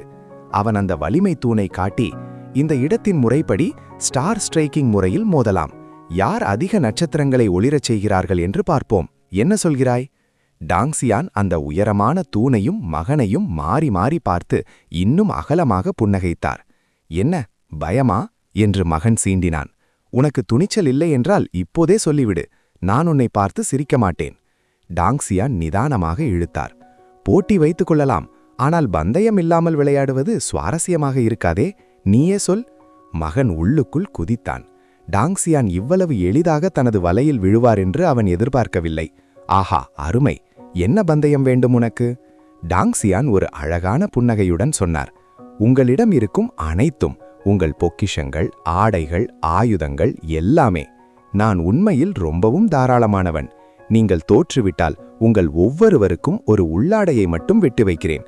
அதை மட்டும் அணிந்து கொண்டு நீங்கள் இந்த இடத்தை விட்டு வெளியேறலாம். இந்த வார்த்தைகளை கேட்டதும் மகனின் கண்கள் பிதுங்கின. மூச்சு வாங்கியது. தோற்றால் வெறும் உள்ளாடையுடன் ஊர் திரும்ப வேண்டுமா? அப்படி நடந்தால் டிவைன் மைட் பிரிவினர் இனி உலகத்திற்கே முகம் காட்ட முடியாது. சுற்றியிருந்த தற்காப்பு கலை வீரர்கள் அதிர்ச்சியில் உறைந்தனர். அப்பாடா, இதுவல்லவோ ஆட்டம்! மகன்தான் கொடூரமானவன் என்று நினைத்தேன். ஆனால் இவன் அவனை விட பெரிய கில்லாடியாக இருக்கிறானே. உண்மையில் ஒரு பலசாலிக்கு மேலே இன்னொரு பலசாலி எப்போதும் இருப்பான் என்பதற்கு இதுவே சாட்சி. ஆரம்பத்தில் மகனின் கர்வத்தைக் கண்டு ஆத்திரப்பட்ட மக்கள் இப்போது அவன் தயங்குவதைக் கண்டு உற்சாகமடைந்தனர். என்ன சகோதரா, டிவைன் மைட் பிரிவு இவ்வளவுதானா என்று கூட்டத்தில் கிண்டல் குரல்கள் எழுந்தன. என்ன, டிவைன் மைட் பிரிவு இவ்வளவுதானா? சவால் உங்கள் கண்முன்னால் இருக்கிறது, ஆனால் மகனுக்கு அதை ஏற்க துணிவில்லை. வெறும் வெற்று வேட்டுதான் போல. ஆமாம் ஆமாம், இங்கிருக்கும் அத்தனை பரிசுகளையும் தட்டிச் செல்வோம் என்று கொஞ்ச நேரத்திற்கு முன்னால் எவ்வளவு பந்தா காட்டினார்கள். இப்போது ஒரு சிறு சவாலுக்கு கூட பின்வாங்குகிறார்கள். கேவலமாக இருக்கிறது. கூட்டத்தில் எழுந்த இந்த கிண்டல் குரல்கள் மெல்லியதாக இருந்தாலும் மகனின் இதயத்தை ஊசி போல துளைத்தன. அவனது சுவாசம் சீரற்றதானது. மெல்ல அவனது கண்கள் இரத்த நிறமாக மாறின. பந்தயம் வேண்டுமா? சரி, நான் ஒத்துக்கொள்கிறேன். நீ தோற்றால் நீயும் இதே போல உள்ளாடையுடன் தான் இங்கிருந்து வெளியேற வேண்டும். உனக்கு அந்த தைரியம் இருக்கிறதா என்று கத்தினான் மகன். டாங்ஷியான் மெதுவாக தலையசைத்தார். நடக்கவே முடியாத ஒரு விஷயத்திற்காக இப்படி ஆசைப்படாதே. அந்தச் சூழல் ஒருபோதும் வராது. மகன் ஏளனமாக சிரித்தான். என்ன ஆச்சு? இவ்வளவு நேரம் உன் வாய் ரொம்ப நீளமாக இருந்ததே. இப்போது உன் முறை வரும்போது ஏன் பின்வாங்குகிறாய்? நீயும் ஒரு சாதாரண ஆள்தான் போல. டாங்ஷியான் ஒரு பெருமூச்சு விட்டார். சரி, உனக்கு இன்னும் நம்பிக்கை போகவில்லை என்றால் உன் ஆசைப்படியே ஆகட்டும். அதே பந்தயம்தான். மகன் அகமகிழ்ந்தான். நல்லது, நான் உனக்கு ஒரு வாய்ப்பு தருகிறேன். 3 சுற்றுகள் வைப்போம். அதில் 2 சுற்றுகள் வெற்றி பெறுபவரே வெற்றியாளர். Best of 3. டாங்ஷியான் சிரித்தார். அதெல்லாம் தேவையில்லை. வெறும் பலத்தை சோதிக்கும் தூண்தானே. இதை குத்துவது ஒன்றும் பெரிய காரியம் அல்ல. 3 சுற்றுகள் இருக்கட்டும். ஆனால் உங்கள் தரப்பில் யாராவது ஒரே ஒரு சுற்றில் வெற்றி பெற்றால் கூட நான் தோல்வியை ஒப்புக்கொள்கிறேன். இது உனக்கு சம்மதமா? அதிர்ச்சியில் உறைந்த மைதானம். என்ன, இவ்வளவு அகங்காரமா என்று மகன் ஆத்திரத்தில் வெடித்தான். பார்வையாளர்களும் அதிர்ச்சியில் உறைந்தனர். கடவுளே, கர்வத்தின் உச்சத்தை நான் இன்றுதான் பார்க்கிறேன். இது பைத்தியக்காரத்தனம். டிவைன் மைட் பிரிவினரின் பலத்தை நாம் ஏற்கனவே பார்த்துவிட்டோம். அவர்களால் எளிதாக 82 நட்சத்திரங்களை தாண்ட முடியும். இந்த ஷேடோலெஸ் பிரிவால் அவ்வளவு பலமானவராக தெரியவில்லை. இவருக்கு வாய்ப்பே இல்லை. 3க்கு 2 என்றால் ஏதோ ஒரு தவறு நடந்தால் கூட சமாளிக்கலாம். ஆனால் 3இல் 3 முறையும் 3 அவுட் ஆஃப் 3 வெற்றி பெற வேண்டும் என்பது தற்கொலைக்கு சமம். இது விளையாட்டல்ல. மகனின் முகம் இருண்டது. அவனது டிவைன் மைட் பிரிவு சந்தித்ததிலேயே இதுதான் மிகப்பெரிய அவமானம். பலத்தை பொறுத்தவரை அவர்கள் யாரிடமும் பணிந்தது கிடையாது. மற்றவர்களை பணிய வைப்பவர்களே அவர்கள். இப்போது ஒரு அந்நியன் தங்களை இப்படி ஏளனம் செய்வதை அவனால் தாங்க முடியவில்லை. மகன் ஏதோ பேச முற்பட்டபோது வேவு அவனை தடுத்தான். சகோதரர் மகனே, ஒருவன் தானாக வந்து சாகத் துடிக்கிறான் என்றால் அவன் ஆசையை ஏன் கெடுக்க வேண்டும்? அவனுக்கு வேண்டியதை தாராளமாக தரலாமே. மகன் ஒரு கணம் யோசித்தான். பிறகு அவனது முகத்தில் ஒரு கொடூரமான குளிர்ந்த புன்னகை அரும்பியது. மகனின் முகத்தில் ஒரு வஞ்சக புன்னகை மெல்ல பரவியது. சகோதரர் ஊ சொல்வது முற்றிலும் சரி. ஒருவன் சாவதற்கு துணிந்து விட்டான் என்றால் நான் ஏன் அவனை தடுக்க வேண்டும்? அவன் கடைசி ஆசையை கெடுப்பது முறையாகுமா என்று ஏளனமாக பேசினான். வேய் ஊ உள்ளுக்குள் சிரித்து கொண்டான். தன் பலவீனத்தை கொண்டு எதிரியின் பலத்தை, பிசிக்கல் ஸ்ட்ரெங்த்தை சவாலுக்கு இழுப்பது தற்காப்பு கலை உலகில் தற்கொலைக்கு சமம். டிவைன் மைட் பிரிவு உடல் வலிமைக்கு உலக புகழ் பெற்றது என்று தெரிந்தே டாங்ஸியான் இந்த வலையில் விழுந்து விட்டான் என அவன் நினைத்தான். மகன் இப்போது நிதானத்திற்கு வந்தான். அந்த வலிமை தூணை காட்டி, நான் உன்னிடம் ரொம்ப கடுமையாக நடந்து கொள்ள மாட்டேன். என் சீடன் வாங் ஜாங் ஏற்கனவே எடுத்த அந்த 82 நட்சத்திரங்களே முதல் சுற்றின் கணக்காக இருக்கட்டும். இதில் உனக்கு மறுப்பில்லையே என்று கேட்டான். டாங்ஸியான் சத்தமாக சிரித்தார். அதற்கென்ன, தாராளமாக. உனக்கு எது சந்தோஷமோ அதை செய். எங்களுக்கு இதில் எந்த கவலையும் இல்லை. சரி, நம்மில் யார் முதலில் போகப் போகிறோம் என்று தன் சீடர்களை பார்த்து கேட்டார். டாங் ஹோவின் சவால். உடனடியாக ஒரு இளைஞன் முன்வந்தான். அவன் ஒல்லியாக குள்ளமாக இருந்தாலும் அவனது கண்கள் மின்னலைப் போல கூர்மையாக இருந்தன. அவன் பார்ப்பதற்கு மிகவும் புத்திசாலியாக தெரிந்தான். குருவே, என் பலம் அவ்வளவு பெரியதில்லைதான்.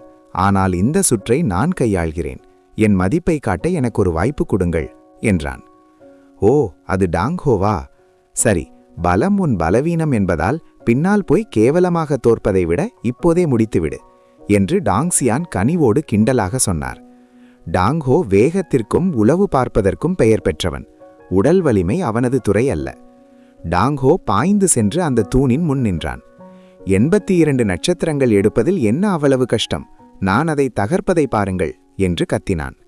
வார்த்தை விளையாட்டு. மகனுக்கு சந்தேகம் வந்தது.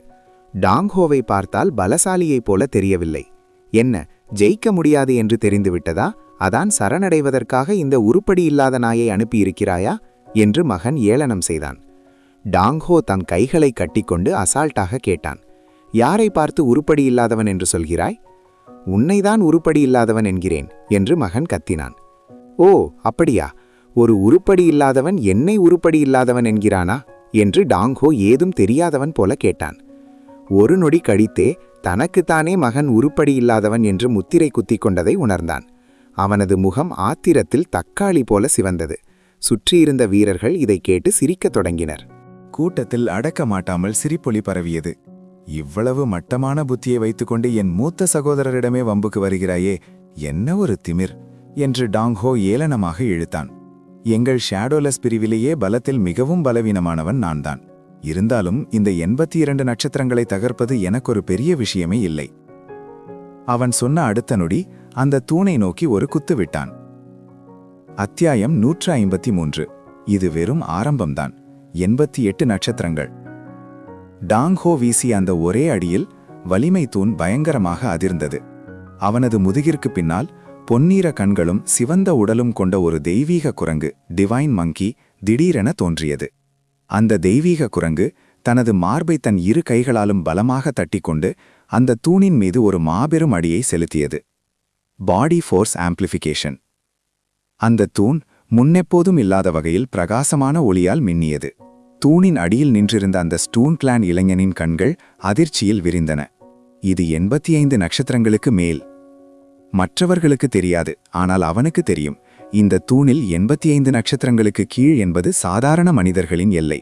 ஸ்டோன் கிளானின் பலம் வாய்ந்த வீரர்கள் கூட தங்களின் ஒன்றுக்கு மேற்பட்ட வெனரபிள் போன்களை பயன்படுத்தினால் மட்டுமே 85ஐ தாண்ட முடியும். ஆனால் பலத்திற்கு பெயர் போகாத டாங்ஹோ மிக எளிதாக 85ஐ தாண்டிவிட்டான். இறுதியாக அந்த நட்சத்திர ஒளி 88இல் வந்து நின்றது. மைதானம் முழுவதும் மயான அமைதி நிலவியது. அங்கிருந்த அத்தனை வீரர்களும் அந்த 88 என்ற எண்ணையே வெறித்து பார்த்து கொண்டிருந்தனர். அசாத்தியம் என்பதற்கு இதுதான் அர்த்தமா? 50 நட்சத்திரங்களை எடுப்பதே அபூர்வமான விஷயம். மாபெரும் மேதைகள் மட்டுமே 80ஐ தொட முடியும். சற்று முன்பு டிவைன் ஸ்ட்ரென்த் பிரிவின் வாங் சோங் 82 எடுத்தபோது அது வெறும் ஆரம்பம்தான் என்று மகன் சொன்னாலும் அவன் தன் முழு பலத்தையும் கொடுத்ததை அனைவரும் கவனித்திருந்தனர். 82 என்பது ஒரு ஆச்சரியம் என்றால், இந்த ஒல்லியான சிறுவன் 88 நட்சத்திரங்களை எடுத்தது மனித சக்திக்கு அப்பாற்பட்டது போல தெரிந்தது.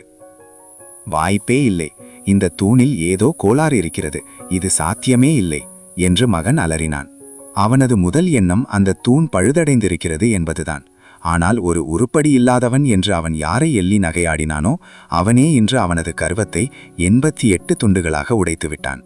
இந்த தூண் பழுதாகிவிட்டது. 88 நட்சத்திரங்களா? சாத்தியமே இல்லை என்று மகன் ஆத்திரத்தில் கத்தினான். ஏனென்றால் அந்த 88 என்ற இலக்கை அவனாலேயே தொடுவது சந்தேகம்தான். மலை போன்ற உருவம், கட்டுக்கடங்காத இரத்த ஆற்றல் கொண்ட ஒரு வீரன் இதை செய்திருந்தால் கூட அவனால் ஜீரணித்திருக்க முடியும். ஆனால் ஒரு குரங்கை போல ஒல்லியாக இருக்கும் ஒருவன் இதை செய்ததை அவனது அகங்காரத்தால் ஏற்கவே முடியவில்லை. இதை கேட்ட ஸ்டோன் கிளான் இளைஞனின் முகம் கருத்தது. திமிர் பிடித்தவனே, எங்கள் ஸ்டோன் கிளானின் பொக்கிஷத்தையே நீ சந்தேகிக்கிறாயா என்று கர்ச்சித்தான். தான் தெரியாமல் ஸ்டோன் கிளானை பகைத்து கொண்டதை உணர்ந்த மகன் உடனடியாக வாயை மூடிக்கொண்டான். ஆனால் அவனது கண்களில் விஷம் தெரித்தது. 88 நட்சத்திரங்களை எடுத்தும் டாங்ஹோ முகத்தில் மகிழ்ச்சி இல்லை. மாறாக தான் ஏதோ பெரிய தவறு செய்துவிட்டது போல தன் தலைவனிடம் வந்து நின்றான். மூத்த சகோதரரே, என்னை மன்னித்து விடுங்கள். என்னால் 90 நட்சத்திரங்களை கூட தொட முடியவில்லை. என் முகமே போய்விட்டது என்று வருத்தப்பட்டான். டாங் சியான் நிதானமாக தலையசைத்தார். அதனால்தான் சொல்கிறேன், உனது பயிற்சி இன்னும் போதாது. இன்று முதல் இன்னும் கடுமையாக உழைக்க வேண்டும். உத்தரவு சகோதரரே என்று கூறிவிட்டு டாங்ஹோ அமைதியாக வரிசையில் சென்று நின்று கொண்டான். இவர்களின் இந்த உரையாடலை கேட்டு அங்கிருந்த வீரர்கள் வாயடைத்துப் போயினர். என்ன ஒரு பந்தா! மற்றவர்களின் மானத்தை இப்படிதான் வாங்க வேண்டுமா? 88 நட்சத்திரங்கள் எடுத்துவிட்டு இன்னும் அவமானம் என்று சொல்லிக் கொண்டிருக்கிறானே, இவன் மனுஷன்தானா என்று முணுமுணுத்தனர். இப்போது மொத்த அழுத்தமும் டிவைன் ஸ்ட்ரென்த் பிரிவின் பக்கம் திரும்பியது. கூட்டத்தில் கிண்டல் பேச்சுகள் அதிகரித்தன. பெரிய பேரு, டிவைன் ஸ்ட்ரென்த்தாம். யாரோ ஒருவன் வந்து அசால்ட்டாக 88 அடித்துவிட்டு போகிறான். நான் மட்டும் இவர்களிடத்தில் இருந்திருந்தால் இப்போதே அவமானத்தில் ஓடிப்போயிருப்பேன். மெதுவாக பேசு. மகனை பார், அவனது வயிறு இப்போதே கோபத்தில் வெடிக்கப் போகிறது. இவர்கள் தோற்றால் அந்த பிரிவின் பெயரை மாற்ற வேண்டியதுதான். ரொம்ப கேவலம். இந்த ஏளன பேச்சுகள் மகனின் காதுகளில் உருக்கிய லாவாவைப் போல பாய்ந்தன. அவன் உள்ளுக்குள் எரிந்து கொண்டிருந்தான். புரிந்துவிட்டது, அந்த ஒல்லி குரங்குதான் ஷேடோலெஸ் பிரிவில் ரகசிய ஆயுதம், ட்ரம்ப் கார்டு. அவன் பார்க்கத்தான் அப்படி இருக்கிறான், ஆனால் உண்மையில் அந்த பிரிவின் அதிக பலசாலி அவனாகத்தான் இருக்க வேண்டும் என்று தனக்குத்தானே சமாதானம் தேடிக்கொண்டான். இவர்கள் விளையாடுகிறார்கள், அப்படித்தானே என்று வெய்வு திடீரென கத்தினான். மகன் இப்போதுதான் உண்மையை உணர்ந்தவன் போல சொடுக்கு போட்டான். நிச்சயமாக இது டாங்ஷியானின் தந்திரம். பார்க்க பலவீனமாக இருப்பவனை அனுப்பி அதிக மதிப்பெண் எடுக்க வைத்து நம்மை பயமுறுத்தி பின்வாங்க வைக்க பார்க்கிறான். இதெல்லாம் வெறும் ஏமாற்று வேலை. தன் தந்திரத்தால் டாங்ஷியான் தன்னை ஏமாற்ற பார்த்ததாக நினைத்து மகன் இப்போது நிதானமடைந்தான். சுவாரஸ்யம், மிகச் சுவாரஸ்யம். நல்ல திட்டம்தான். ஆனால் வருத்தப்படாதே டாங்ஷியான், இந்த மகனிடம் உன் பருப்பு வேகப் போவதில்லை. முதல் சுற்றை நான் விட்டுக் கொடுக்கிறேன், ஆனால் இரண்டாவது சுற்று அவ்வளவு எளிதாக இருக்காது. லீ, முன்னால் வா. மகனுக்கு அடுத்தபடியாக அந்த பிரிவில் அதிக பலம் கொண்ட லீ ஜூனியர் முன்னே வந்தான். இந்த சுற்று உன் கையில்தான் இருக்கிறது என்று மகன் கூற, கவலைப்படாதீர்கள் மூத்த சகோதரரே, கவனித்துக் கொள்ளுங்கள் என லீ உறுதியளித்தான். லீ அந்த தூணை நோக்கி தார்மீக ஆவேசத்துடன் நடந்தான். அவன் தனது ஆற்றலை திரட்டிய விதம் அங்கிருந்தவர்களின் மூச்சையே உறைய வைத்தது. என்ன ஒரு பிரம்மாண்டமான ஆற்றல்! இது 5ஆம் நிலை வீரர்களுக்கு கூட இணையான பலம் போல தெரிகிறதே. டிவைன் ஸ்ட்ரென்த் பிரிவினரிடம் உண்மையில் ஏதோ ஒரு வித்தை இருக்கிறது. முந்தைய முடிவு ஒரு தற்செயலான விபத்தாகத்தான் இருக்க வேண்டும் என்று மக்கள் பேசிக்கொண்டனர். லீ தனது முஷ்டியை சுருட்டி அந்த தூணின் மீது ஒரு மாபெரும் அடியை செலுத்தினான். பும் பும்! அந்த தூணின் மேற்பரப்பில் மின்னல் கீற்றுகள் போல ஆற்றல் அலைகள் ஓடின. நட்சத்திரங்கள் ஒவ்வொன்றாக ஒளிரத் தொடங்கின. 80, 81, 82, 85, 86. முழுமையாக 86 நட்சத்திரங்கள் வானையே பிரகாசமாக்கும் அளவிற்கு ஒளிர்ந்தன. வா, இவனும் 85ஐ தாண்டிவிட்டான். அற்புதம்! டிவைன் ஸ்ட்ரென்த் பிரிவை குறைத்து மதிப்பிட முடியாது. இந்த சுற்றில் அவர்கள் வெற்றி பெறுவது உறுதி. மகன் இப்போதுதான் ஒரு நிம்மதி பெருமூச்சு விட்டான். 86 நட்சத்திரங்கள், இப்போது என்ன சொல்கிறாய் டாங்ஷியான் என்று சவால் விட்டான். டாங்ஷியான் பேச வார்த்தையின்றி திகைத்து போய் தன் சீடனை பார்த்தார். குரங்கே, டாங்கோ, உன்னை எல்லோரும் ரொம்பவே குறைத்து மதிப்பிட்டு விட்டார்கள் போலிருக்கிறதே. டாங்கோ தனது இடுப்பில் கைகளை வைத்துக்கொண்டு கோபத்தில் கன்னங்களை உப்ப வைத்துக்கொண்டு நின்றான். இந்த லீ 86 நட்சத்திரங்கள் எடுத்ததற்கே இவ்வளவு புகழ்கிறார்களே, அப்படியானால் நான் எடுத்த 88 நட்சத்திரங்கள் என்ன தக்காளி தொக்கா என்பது போல இருந்தது அவனது பார்வை. டாங் குடும்பத்தின் அடுத்த வீரரான டாங் தியான்லின் முன்னால் வந்து டாங்ஹோவின் தோலை தட்டினார். குரங்கே, உனக்காக நான் பழி வாங்குவதை பார் என்றார். கலக்கிண்டல் சகோதரரே, உங்கள் முழு பலத்தையும் காட்டுங்கள் என்று டாங்ஹோ உற்சாகப்படுத்தினான். டாங் தியான்லின் டாங் ஷியானின் முன்னே வந்து பணிவாக வணங்கி, மூத்த சகோதரரே, இந்த சுற்றை நான் கவனித்துக் கொள்கிறேன் என்றார். டாங் ஷியான் அதற்கு சம்மதித்து தலையசைத்தார். தியான்லின் அந்த வலிமை தூணின் முன்னே சென்று நின்றார். அவரது முகம் மிக தீவிரமாக மாறியது. இதை பார்த்த மகன் தனது கைகளை கட்டிக்கொண்டு ஏளனமாக சொன்னான், உன்னால் மீண்டும் 88 நட்சத்திரங்களை எடுக்க முடியாது. அது சாத்தியமே இல்லை. டாங் தியான்லின் குளிர்ந்த புன்னகையுடன் பதிலடி கொடுத்தார். 88 நட்சத்திரங்களா? அதை எடுப்பது எனக்கு அவமானம். என்னால் 90 நட்சத்திரங்களை தாண்ட முடியவில்லை என்றால் இப்போதே இங்கேயே தற்கொலை செய்து கொள்வேன். இந்த வார்த்தைகளை கேட்டதும் மைதானமே அதிர்ந்தது. என்ன இது? ஒரு கல்லை தாக்குவதற்கு போய் தற்கொலை வரை பேசுகிறானே, இவன் என்ன பைத்தியமா?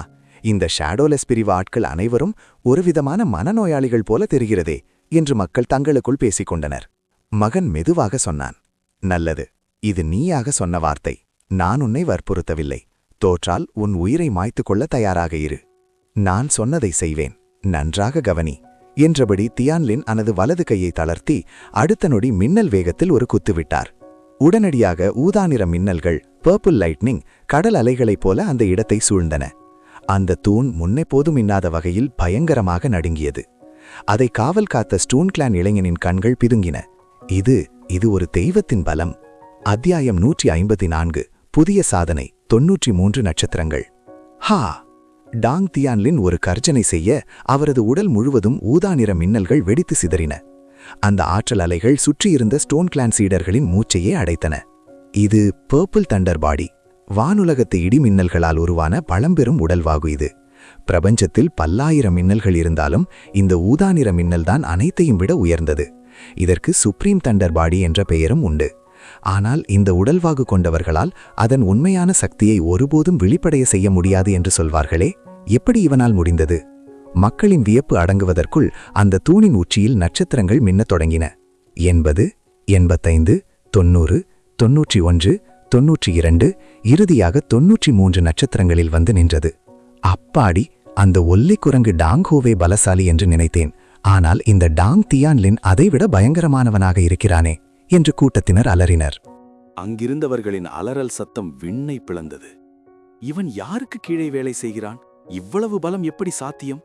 இந்த பிரம்மாண்டமான ஆற்றலுக்கு முன்னால் என்னால் மூச்சு கூட விட முடியவில்லையே. டிவைன் பவர் பிரிவின் பக்கம் திரும்பினால் மகனின் முகம் பிணத்தை போல வெளுத்து போயிருந்தது. அவனது கண்களில் ஒரு விதமான பீதி தெரிந்தது. மழை போல வியர்வை வழிந்தது. டாங் தியான்லின் தனது பர்பிள் தண்டர் பாடியை வெளிப்படுத்திய அந்த வினாடியே தான் தோற்றுவிட்டோம் என்பதை மகன் உணர்ந்து விட்டான். ஏனென்றால் உலகில் உள்ள 3000 டாவோ உடல்களில் இந்த ஊதா மின்னல் உடல் முதல் 100 இடங்களுக்குள் வரக்கூடியது. இது ஒரு தெய்வீகமான உடலமைப்பு. இப்படிப்பட்ட உடல் கொண்ட ஒரு முட்டாள் கூட சாதாரண வீரர்களை விட அதிக நட்சத்திரங்களை எளிதாக எடுத்துவிட முடியும். அந்த தூணில் ஊதா நிற மின்னல்கள் பாய்ந்தபோது நட்சத்திரங்களின் எண்ணிக்கை மின்னல் வேகத்தில் உயர்ந்தது. 85, 86, 87, 88, 89. யாரோ ஒருவர் உரக்க கத்தினார். பாருங்கள், 90வது நட்சத்திரம் தோன்றிவிட்டது. அனைவரும் அண்ணாந்து பார்த்தனர். மற்ற நட்சத்திரங்களை விட மிக பெரியதாக ஒரு மாபெரும் நட்சத்திரம் அந்த தூணின் உச்சியில் ஜொலித்தது. அந்த தூணை காவல் காத்த ஸ்டோன் கிளான் சீடன் மெதுவாக முணுமுணுத்தான். கடைசி 10 நட்சத்திரங்கள் தெய்வீக நட்சத்திரங்கள் என்று அழைக்கப்படுகின்றன. புராணங்களின்படி ஒரு தெய்வீக நிலையை எட்டியவர்களால் மட்டுமே இதை அடைய முடியும். அவன் சொல்லாத இன்னொரு உண்மையும் இருந்தது. ஸ்டோன் கிளானின் சொந்த சீடர்களே தங்களின் புனிதமான ஆன்செஸ்ட்ரல் போன்களை பயன்படுத்தினாலும் 90 நட்சத்திரங்களை எட்டுவது அவர்களுக்கு ஒரு பெரிய சவால்தான். ஆனால் டாங் தியான்லின் 90ஐ தாண்டிய பிறகும் நிறுத்தவில்லை. ஒவ்வொரு மாபெரும் நட்சத்திரமாக தோன்றி இறுதியில் 93 நட்சத்திரங்களில் வந்து நின்றது. அந்த பிரம்மாண்டமான நட்சத்திரங்கள் தூணில் ஒளிர்ந்த விதம் அங்கிருந்த அனைவரையும் திகைக்க வைத்தது. கூட்டத்தில் இருந்த அந்த 57 நட்சத்திரங்கள் எடுத்த கிரேட் பியர் தனது பரிசை கையில் வைத்துக்கொண்டு மிகவும் தர்மசங்கடமாக நின்றான். 57 எடுத்ததே பெரிய சாதனை என்று நினைத்திருந்த அவனுக்கு இப்போதுதான் உலகத்தில் எத்தனை மகாமேதைகள் இருக்கிறார்கள் என்பது புரிந்தது. டாங் தியான்லினின் அந்த ஒரே ஒரு அடி அங்கிருந்த அத்தனை வீரர்களின் தன்னம்பிக்கையையும் கர்வத்தையும் சுக்குநூறாக உடைத்துவிட்டது. இனி யாருக்கு முன்னால் வந்து அந்த தூணை தொடும் தைரியம் இருக்கும்? இந்த அழுத்தத்திற்கு முன்னால் 90% வீரர்களால் தங்கள் கைகளை கூட உயர்த்த முடியாது. அங்கிருந்த மக்கள் அனைவரும் மலைத்து போய் பார்த்து கொண்டிருக்க டாங் தியான்லின் மட்டும் திருப்தியின்றி தன் புருவங்களை சுருக்கினார். 93 நட்சத்திரங்கள் எடுத்தும் அவர் முகம் மலரவில்லை. மெதுவாக டாங் சியானிடம் திரும்பி, மன்னிக்கவும் மூத்த சகோதரரே என்றார். டாங் சியான் நிதானமாக தலையசைத்து, நீ ரொம்ப அவசரப்பட்டு விட்டாய். நீ அந்த அடியை கொடுத்தபோது உன் பலம் உச்சக்கட்டத்தை எட்டவில்லை. உன் இடுப்பு மற்றும் கால்களின் ஒருங்கிணைப்பு சரியாக இல்லை. இல்லையென்றால் 94 நட்சத்திரங்கள் என்பது ஒரு பெரிய விஷயமே இல்லை. உன் அதிர்ஷ்டம் நன்றாக இருந்திருந்தால் 95ஐ கொடங்கி கொட்டிருக்கலாம் என்று ஒரு ஆசிரியரைப் போல குறைகளை சுட்டிக்காட்டினார். டாங் தியான்லின் மிகுந்த மரியாதையுடன் குனிந்து வணங்கிவிட்டு மீண்டும் தன் குழுவினருடன் சேர்ந்து கொண்டார். சுற்றியிருந்த தற்காப்பு கலை வீரர்களின் முகங்கள் அதிர்ச்சியில் துடித்தன. இவர்கள் பேசுவது மனித மொழிதானா? 93 நட்சத்திரங்கள் எடுத்துவிட்டு இன்னும் சரியாக செய்யவில்லை என்று சொல்லிக் கொள்கிறார்களே, இது அவமானம் என்றால் மற்றவர்கள் எல்லாம் குப்பையா, உருப்படி இல்லாதவர்களா என்று மக்கள் தங்களுக்குள் பொறுமினார்கள். எல்லாவற்றையும் விட மகனை ஆத்திரப்படுத்தியது எதுவென்றால், டாங் சியான் தன் சீடனின் குறைகளை சொல்லிக் கொண்டிருந்தபோது பக்கத்தில் அவமானத்தில் துடித்துக் கொண்டிருந்த மகனை ஒரு பொருட்டாகவே மதிக்கவில்லை. அப்போது சதுக்கத்தின் உட்பகுதியிலிருந்து பலமான சலசலப்பு கேட்டது. யார் அது? 93 நட்சத்திரங்களை எட்டிய அந்த வீரன் யார் என்ற குரலுடன் நரைத்த தலைமுடியை கொண்ட சில முதியவர்கள் அங்கே தோன்றினர். அந்த வலிமை தூணை காவல் காத்த ஸ்டோன் கிளான் இளைஞன் அவர்களை கண்டதும் ஓடிச் சென்று பணிவாக வணங்கினான். வணக்கம் மூத்தவர் ஷியோன் என்று அவன் கூறினான். ஆனால் ஷியோன் அவனை சட்டையே செய்யாமல் தூணில் மின்னிக் கொண்டிருந்த அந்த 93 நட்சத்திரங்களையே வியப்போடு பார்த்து கொண்டிருந்தார். 93 நட்சத்திரங்கள் என்ற இந்த அதிசயத்தை நிகழ்த்திய அந்த இளம் சாதனையாளர் யார் என்று கேட்டபடி அவர் அங்கிருந்தவர்களை பார்த்தார். அவரது பார்வை டிவைன் பவர் பிரிவின் மகனின் மீது விழுந்தது. ஓ, டிவைன் பவர் பிரிவா, இது உங்கள் வேலையா என்று அவர் கேட்டார். மகனின் முகம் இப்போது தக்காளி பழத்தைப் போல சிவந்தது. ஷியோன் பாராட்டுவதற்காகத்தான் கேட்டார் என்றாலும் அந்த வார்த்தைகள் மகனின் இதயத்தில் ஈட்டியாக பாய்ந்தன. தன் வாழ்நாளில் முழு பலத்தை பயன்படுத்தினால் கூட மகனால் அந்த இலக்கை தொட முடியாது என்பது அவனுக்கு தெரியும். ஆனால் ஷியோன் அதை கவனிக்காமல் தொடர்ந்து பேசினார். நிச்சயமாக உங்கள் பிரிவின் அந்த இரகசிய கலைக்கு மட்டும்தான் தெய்வீக ஆற்றலின் எல்லையை தொடும் வல்லமை உண்டு. என் இளமை காலத்தில் உங்கள் முன்னோர்களை நான் சந்தித்தது நினைவிருக்கிறது என்று அவர் புகழ்ந்து சொல்லினார். தன் எதிரியின் முன்னால் தான் செய்யாத ஒரு சாதனைக்காக தப்பாக புகழப்படுவதை விட மகனுக்கு பெரிய அவமானம் வேறெதுவும் இல்லை. முதியவர் ஷியான் தொடர்ந்து பேசினார். உங்கள் பிரிவு தலைவரை நான் பலமுறை சந்தித்திருக்கிறேன். அவருடைய அந்த தெய்வீக ஆற்றல் கலை இப்போதும் என் நினைவில் பசுமையாக இருக்கிறது. உங்கள் பிரிவில் இவ்வளவு பெரிய மேதை உருவாவார் என்று நான் கனவிலும் நினைக்கவில்லை. உங்கள் பிரிவின் எதிர்காலம் பிரகாசமாக போகிறது என்று அவர் பாராட்டி தள்ளினார். இதை கேட்டுக்கொண்டிருந்த மற்ற வீரர்களின் முகபாவனைகள் மிகவும் விசித்திரமாக மாறின. அவர்கள் அனைவரும் மகனை பரிதாபமாக பார்த்தனர். டிவைன் பவர் பிரிவு எடுத்தது வெறும் 80களில்தான். 93 நட்சத்திரங்களுக்கும் அவர்களுக்கும் பல ஒளியாண்டுகள் தூரம் வித்தியாசம் இருந்தது. முதியவர் புகழ புகழ மகனின் முகம் அவமானத்தால் சுருங்கியது. இன்று இப்படி ஒரு பொக்கிஷத்தை நான் சந்திப்பேன் என்று நினைக்கவில்லை. 93 நட்சத்திரங்கள் என்பது ஒரு புதிய சாதனை. இதற்கான பரிசு 1000 குறைந்த ரக ஆர்கேன் படிகங்கள் மற்றும் 3 ஹெவன்லி டியர் பொக்கிஷங்கள் என்று ஷியோன் அறிவித்தார். அவருக்கு பின்னாலிருந்த ஒரு இளைஞன் அந்த பரிசுகளை ஏந்திக் கொண்டு மகனை நோக்கி நடந்தான்.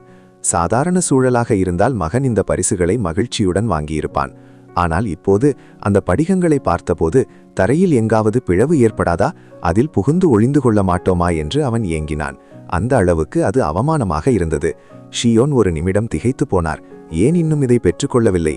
ஒருவேளை ஸ்டோன் கிளானை நீ குறைவாக மதிப்பிடுகிறாயா என்று அதட்டினார். மகன் உடல் நடுங்கினான். நிச்சயமாக இல்லை, எனக்கு அவ்வளவு துணிச்சல் கிடையாது என்று முணுமுணுத்தான். எவ்வளவுதான் வெட்கமற்றவனாக இருந்தாலும் இத்தனை சாட்சிகளுக்கு முன்னால் இன்னொருவர் செய்த சாதனைக்கு பரிசை திருடும் அளவுக்கு அவனுக்கு தைரியம் வரவில்லை. அப்போது அந்த தூணை காவல் காத்த இளைஞன் உண்மையை உடைத்தான். பெரியவரே, அந்த 93 நட்சத்திரங்களை எடுத்தது இவர் கிடையாது. ஷியோன் அதிர்ச்சியில் உறைந்தார். டிவைன் பவர் பிரிவு இல்லையா? என்ன விளையாடுகிறாயா? இவர்களைத் தவிர வேறு யாரால் இங்கே 93 நட்சத்திரங்களை எடுக்க முடியும் என்று கேட்டார். அந்த தருணத்தில் ஒரு அமைதியான குரல் கேட்டது. 93 நட்சத்திரங்களா? அது எடுப்பதென்ன அவ்வளவு கஷ்டமா? குரல் வந்த திசையை நோக்கி ஷியோன் திரும்பினார். பேசியது டாங் ஷியான் தான். எந்த திமிர்பிடித்த சிறுவன் இங்கே வீணாக பேசிக் கொண்டிருக்கிறான்? இந்த தூணில் 90 நட்சத்திரங்களை தாண்டுவது என்பது எவ்வளவு பெரிய விஷயம் என்று உனக்கு தெரியுமா என்று ஷியோன் கோபமாக கேட்டார். டாங் ஷியான் மென்மையாக புன்னகைத்தார்.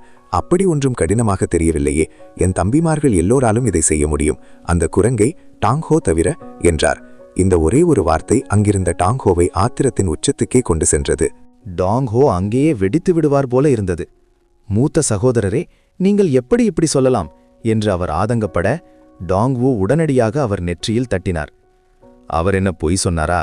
நீ எடுத்தது வெறும் 88 நட்சத்திரங்கள்தான். நம் குழுவிலேயே கடைசியாக வந்தது நீதான் என்று கிண்டல் செய்தார். டாங்ஹோவின் கண்கள் ஆத்திரத்தில் துடித்தன. நிச்சயமாக எனக்கு உடல் வலிமை குறைவு என்று உங்களுக்கு நன்றாக தெரியும். இன்னும் சில மாதங்கள் அவகாசம் கொடுங்கள். 90 நட்சத்திரங்களை எடுப்பது எனக்கு ஒரு விஷயமே இல்லை என்று அவர் கத்தினார். டாங் தியான் லின்னும் மற்றவர்களும் டாங்ஹோவின் இந்த ஆவேசத்தைக் கண்டு வாய்விட்டு சிரித்தனர்.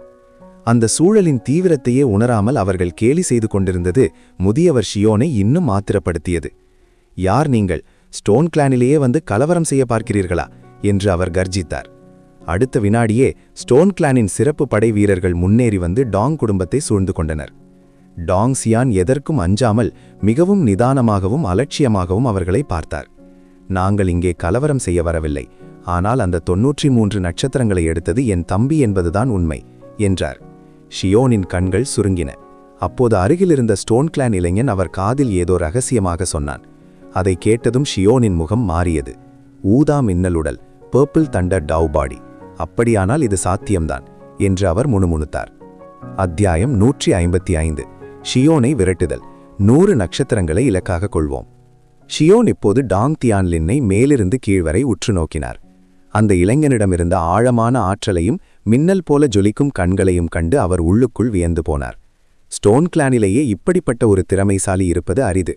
அந்த தருணத்தில் ஷியோனுக்கு ஒரு ஆசை பிறந்தது. நீதான் டாங் தியான் லின்னா என்று கேட்டார். ஆமாம் என்று தியான் லின் சுருக்கமாக தலையசைத்தார். ஷியோன் தன் வெள்ளை தாடியை நீவிக்கொண்டே ஒரு மாபெரும் சலுகையை அறிவித்தார். நீ எங்கள் ஸ்டோன் கிளானில் இணைந்து ஒரு கௌரவ விருந்தினராக, ஆனர்ட் கெஸ்டாக இருக்க விரும்புகிறாயா? இந்த வார்த்தைகள் அங்கிருந்த அனைவரையும் அதிர்ச்சியில் ஆழ்த்தின. ஸ்டோன் கிளானின் ஒரு மூத்த அதிகாரியே நேரில் வந்து அழைப்பு விடுவது என்பது மிக பெரிய விஷயம். என்ன, ஸ்டோன் கிளானில் கௌரவ விருந்தினரா? அவனுக்கு வாழ்க்கை செட்டில் ஆகிவிட்டது. இதற்கு மேல் ஒரு வீரனுக்கு என்ன வேண்டும்? அளவற்ற செல்வமும் புகழும் அவனை தேடி வரப்போகிறது என்று மக்கள் பொறாமையுடன் பேசிக் கொண்டனர். அங்கிருந்த ஒவ்வொரு வீரரின் கண்களிலும் ஏக்கமும் வியப்பும் ஒரு சேரத் தெரிந்தது. அங்கிருந்த அத்தனை வீரர்களின் கண்களிலும் பொறாமை மின்னியது. ஸ்டோன் கிளானில் இணைவது என்பது ஒருவன் தன் உடலில் தங்கக் கவசம் அணிந்து கொள்வதற்கு சமம். அந்த பெரிய கிளானின் ஆதரவு இருந்தால் இந்த உலகில் யாரால் அவனை தொட முடியும்? டாங் தியான்லினின் எதிர்காலம் பிரகாசமாகப் போகிறது என்று அனைவரும் முடிவு செய்தனர். ஷியோன் மிகுந்த நம்பிக்கையுடன் இருந்தார். டாங் தியான்லின் உற்சாகத்தில் துள்ளி குதிப்பார் அல்லது நன்றியில் அவர் காலடியில் விழுந்து வணங்குவார் என்று எதிர்பார்த்தார். அவருக்கு அந்த நம்பிக்கை இருக்கத்தான் செய்தது. ஏனென்றால் ஸ்டோன் கிளானின் செல்வாக்கு அப்படிப்பட்டது. யாரால் இப்படிப்பட்ட வாய்ப்பை மறுக்க முடியும்? ஒருவேளை அவன் பைத்தியமாகவோ அல்லது வடிகட்டிய முட்டாளாகவோ இருந்தால் மட்டுமே இதை மறுக்க முடியும். ஆனால் டாங் தியான்லின் அப்படி தெரியவில்லை. எனக்கு விருப்பமில்லை. டாங் தியான்லினின் வாயிலிருந்து வந்த அந்த உறுதியான வார்த்தைகள் அங்கிருந்த அனைவரையும் உறைய வைத்தன.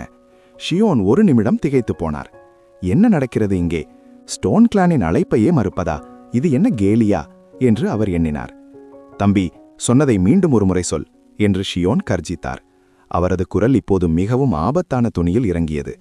பொதுவாக முதல் முறை மறுத்தவுடனேயே ஷியோன் அங்கிருந்து சென்றிருக்க வேண்டும்.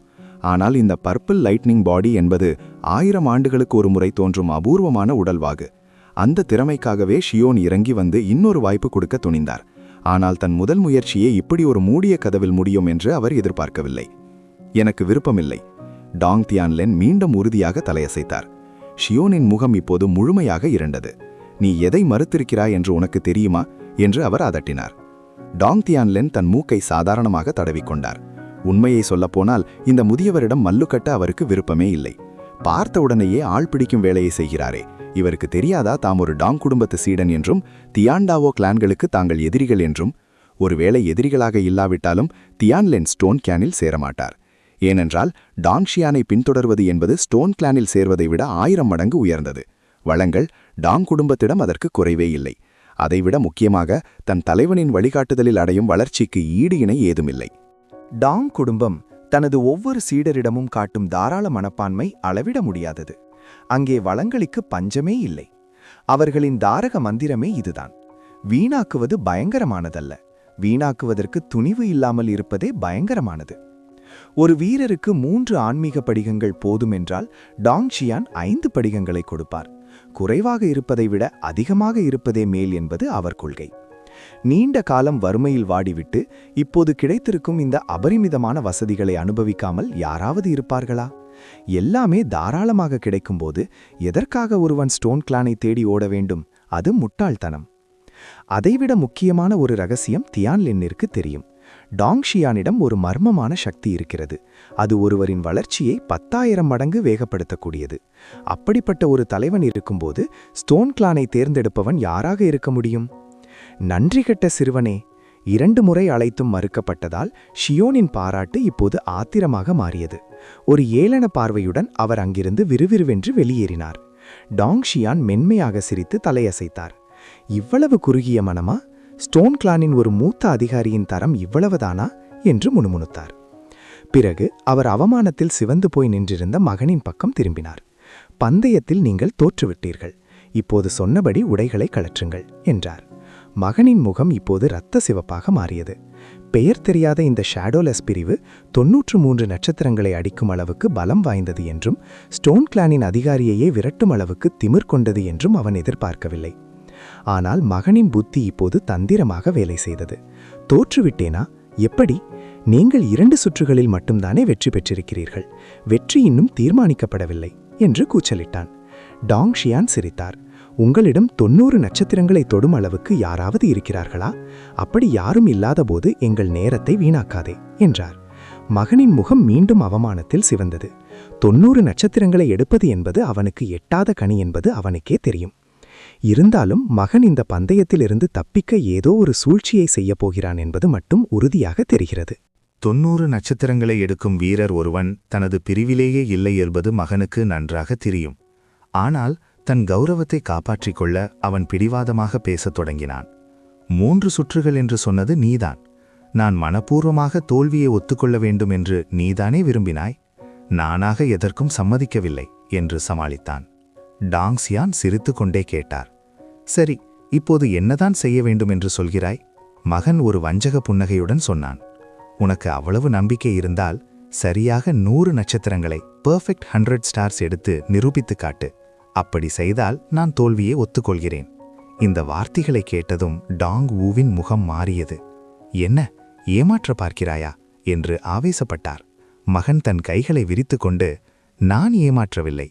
93 நட்சத்திரங்கள் எடுப்பவர்களுக்கு 100 நட்சத்திரங்கள் எடுப்பது ஒன்றும் பெரிய விஷயமில்லையே என்று நக்கலடித்தான்.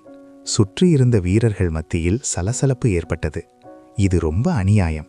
100 நட்சத்திரங்கள் எடுப்பது என்பது முற்றிலும் சாத்தியமற்றது. அந்த ஊதா மின்னல் உடல் கொண்ட வீரரே 93 தான் எடுத்தார். அந்த 6 பேரும் தியான் டாவோ கிளான்களின் வீரர்களால் கூட 100ஐ தொட முடியாது என்பதுதான் உண்மை என்று மக்கள் பேசிக்கொண்டனர். மகன் இப்போது மிகுந்த கர்வத்துடன் இருந்தான். உன் கர்வத்திற்கு ஒரு விலை உண்டு. உன்னால் முடியாவிட்டால் தோல்வியை ஒத்துக்கொள் என்று சீண்டினான். தோல்வியா? அந்த வார்த்தையை எப்படி எழுதுவது என்று கூட எனக்கு தெரியாதே. 100 நட்சத்திரங்கள் எடுப்பதில் என்ன அவ்வளவு கஷ்டம் என்று டாங் சியான் நம்பிக்கையற்று சிரித்தார். மகன் தனது வலையில் டாங் சியான் விழுந்து விட்டதாக எண்ணி உள்ளுக்குள் மகிழ்ந்தான். வரலாற்றிலேயே எவருமே 100 நட்சத்திரங்களை எடுத்ததில்லை. கஷ்டமில்லை என்றால் நிரூபித்து காட்டு. நீ 100 எடுத்துவிட்டால் நான் சொன்னபடி ஆடைகளை கழற்றிவிட்டு மண்டியிட்டு உன்னை தாத்தா என்று அழைக்கிறேன் என சவால் விட்டான். சரி, உன் ஆசைப்படியே ஆகட்டும் என்று டாங் சியான் பரிதாபமாக மகனை ஒரு பார்வை பார்த்தார். பிறகு அந்த வலிமை தூணை நோக்கி நிதானமாக நடந்தார். தனது கையை அந்த பழங்கால கல்லின் மீது வைத்தார். அடுத்த நொடி ஒரு பிரம்மாண்டமான ஆதிசக்தி, ஏன்ஷியன்ட் பிரைமார்டியல் ஃபோர்ஸ், அவரது உள்ளங்கையிலிருந்து அந்த தூணிற்குள் பாய்ந்தது.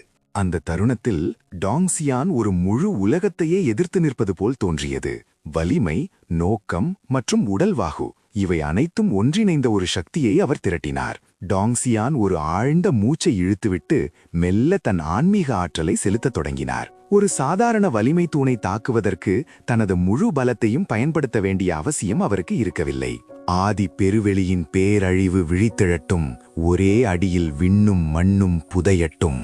டாங் சியான் ஒரு பாழ்ந்த குரலில் கர்ஜித்தபடி அந்த தூணை நோக்கி ஒரு குத்துவிட்டார். பேங்! ஒரு மந்தமான கனத்த சத்தம் கேட்டது.